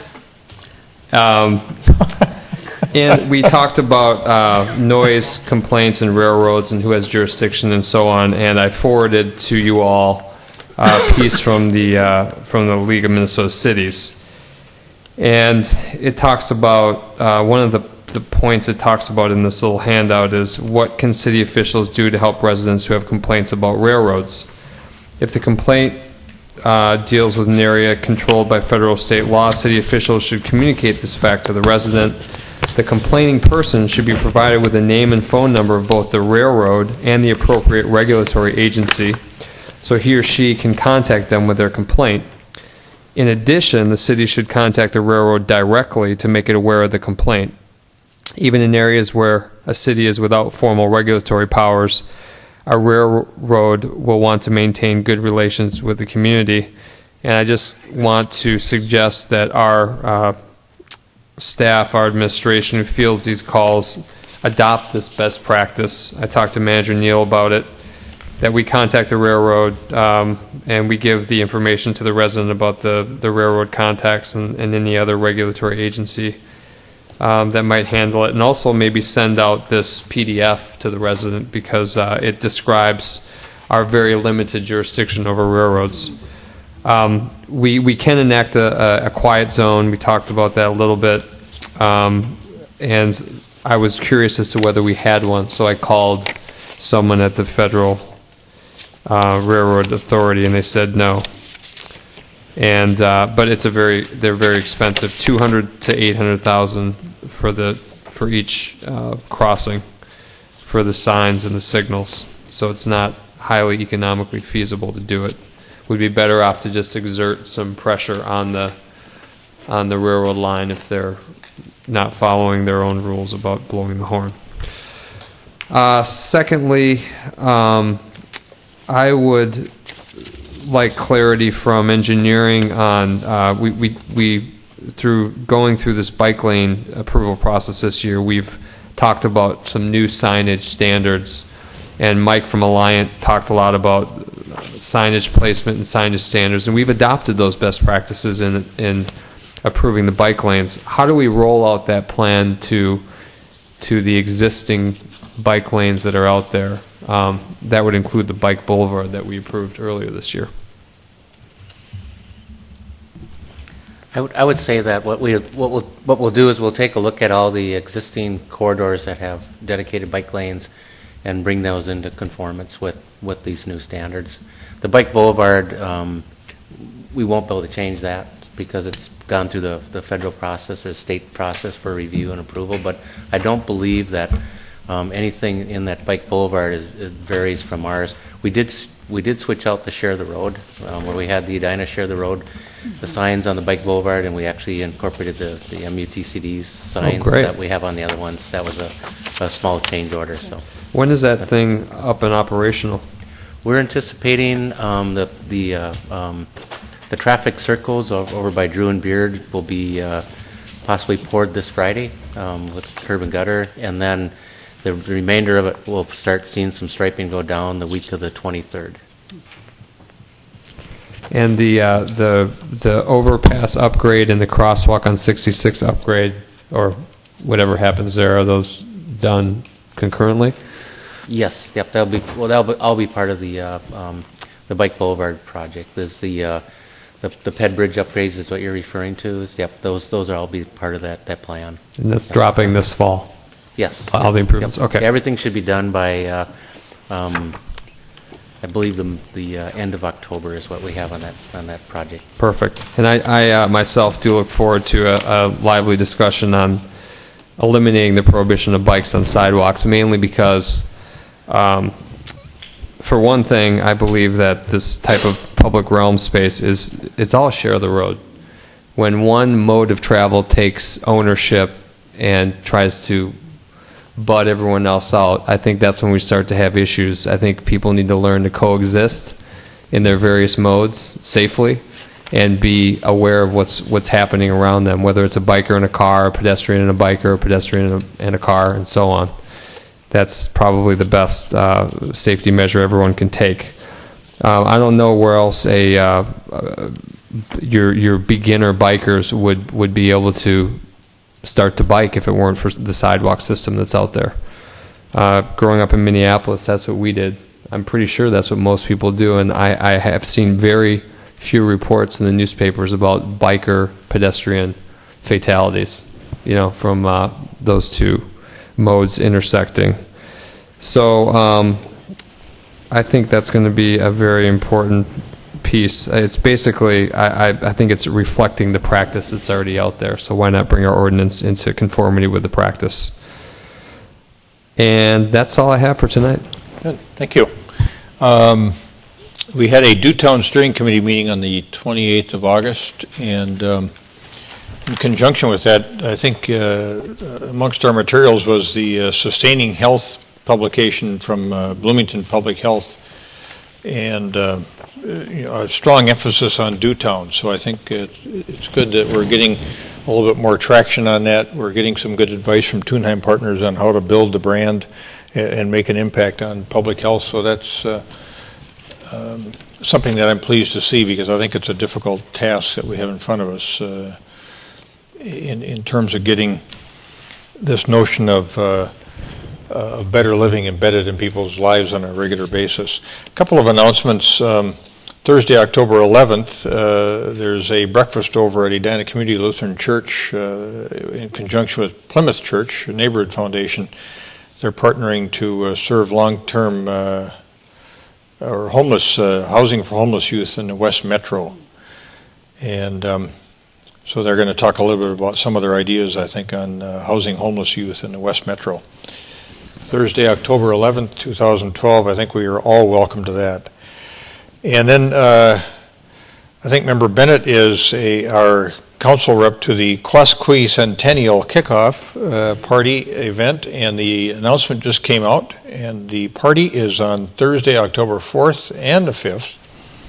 Oh, no, 5 to 7:30, October 4th. I thought it was a two-day celebration. October 4th, 5 to 7:30 at the Warren C. Hyde Clubhouse at Braemar. So it's the who's celebrating their 125th birthday, in case you didn't have the word Quasqui Centennial as part of your regular vocabulary. So I hope to see the entire town there. It'll be a nice celebration. Thank you for working on that on behalf of the council. Sure. Any other comment? Yes, this is the campaign kickoff is designed to draw people from the community together to help kick off the year. We are hoping that there will be a number of churches, schools, neighborhoods in the city that will sponsor their own events, service groups, and kind of coordinate together under this umbrella. There will be just 3 community-wide events. This one is one. A second one is some events on the 4th of July, 2013, and finally Founders Day, which is December 12th, 2013, and there will be a celebration, observance here at City Hall. So people should mark their calendars for that as well. But the party is open to everyone on the council. All department heads are invited, and it's hoped that people will attend and start kicking off the planning for the year. All right, good, thanks. Went to a meeting on the 24th of August. It's called Reality Check 2.0. It's an odd piece of branding, but it's the Met Council, Greater MSP, several other organizations in town, including the Regional Council of Mayors, starting to look at what do we want our region to look like in 30 years in terms of its level of economic prosperity, and what do we need to do with respect to our infrastructure to maximize our chances of being a globally significant economy. So looking forward to some of that work as we try to come up with some ideas on what's going to be necessary from an infrastructure standpoint. That's it for me. Member or Manager Neal. Thank you, Your Honor. 3 quick things. One, just a reminder that our next council meeting, or your next council meeting, is September 19th. It's a Wednesday. We moved that meeting to Wednesday to comply with our new policy regarding religious observances. The observance that we are scheduling around is Rosh Hashanah, which starts at sundown on the 16th and ends at sundown on Tuesday the 18th. We have been in the process, or earlier this year, we put together a reorganization of some of our departments and divisions, which meant that we wanted to move some of our staff. So a lot of those moves have been completed now. So a number of our IT staff moved from upstairs, downstairs into the area where Jennifer Bennerat and the communications staff have been. And if you haven't been in there lately, there are a lot more people working in that space, and so it'll seem fuller, I think, to you. But that's where our IT staff are. We moved our community health group into the police department, so they are actually on the ground floor, right behind the public desk that you see right here. So if you're looking for them and you go to that corner of the building, you won't find them anymore, but you will find Bill Neuendorf, who is occupying the office that Sherry Engelman was previously in. A lot of those moves have been occurring over the last few months, but they now have kind of have worked themselves out, and people are where they're going to be now for a while.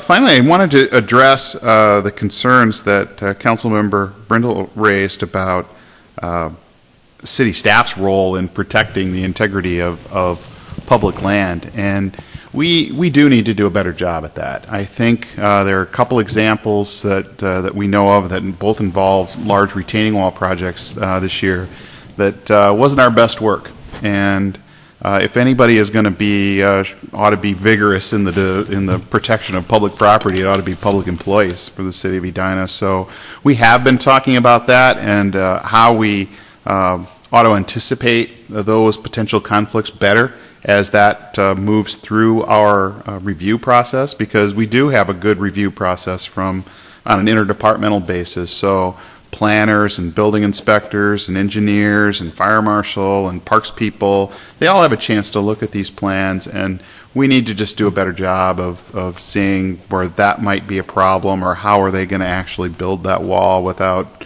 dragging their backhoes across our property. So I want to let you know that we do recognize that, and we need to improve that. And we're talking about adding a little bit more formality to how we handle that issue in the future. And that's all I have. All right, thank you. Anything else? Member Yes. Sprague. Johnny starts kindergarten tomorrow. So Charlie just started first grade, so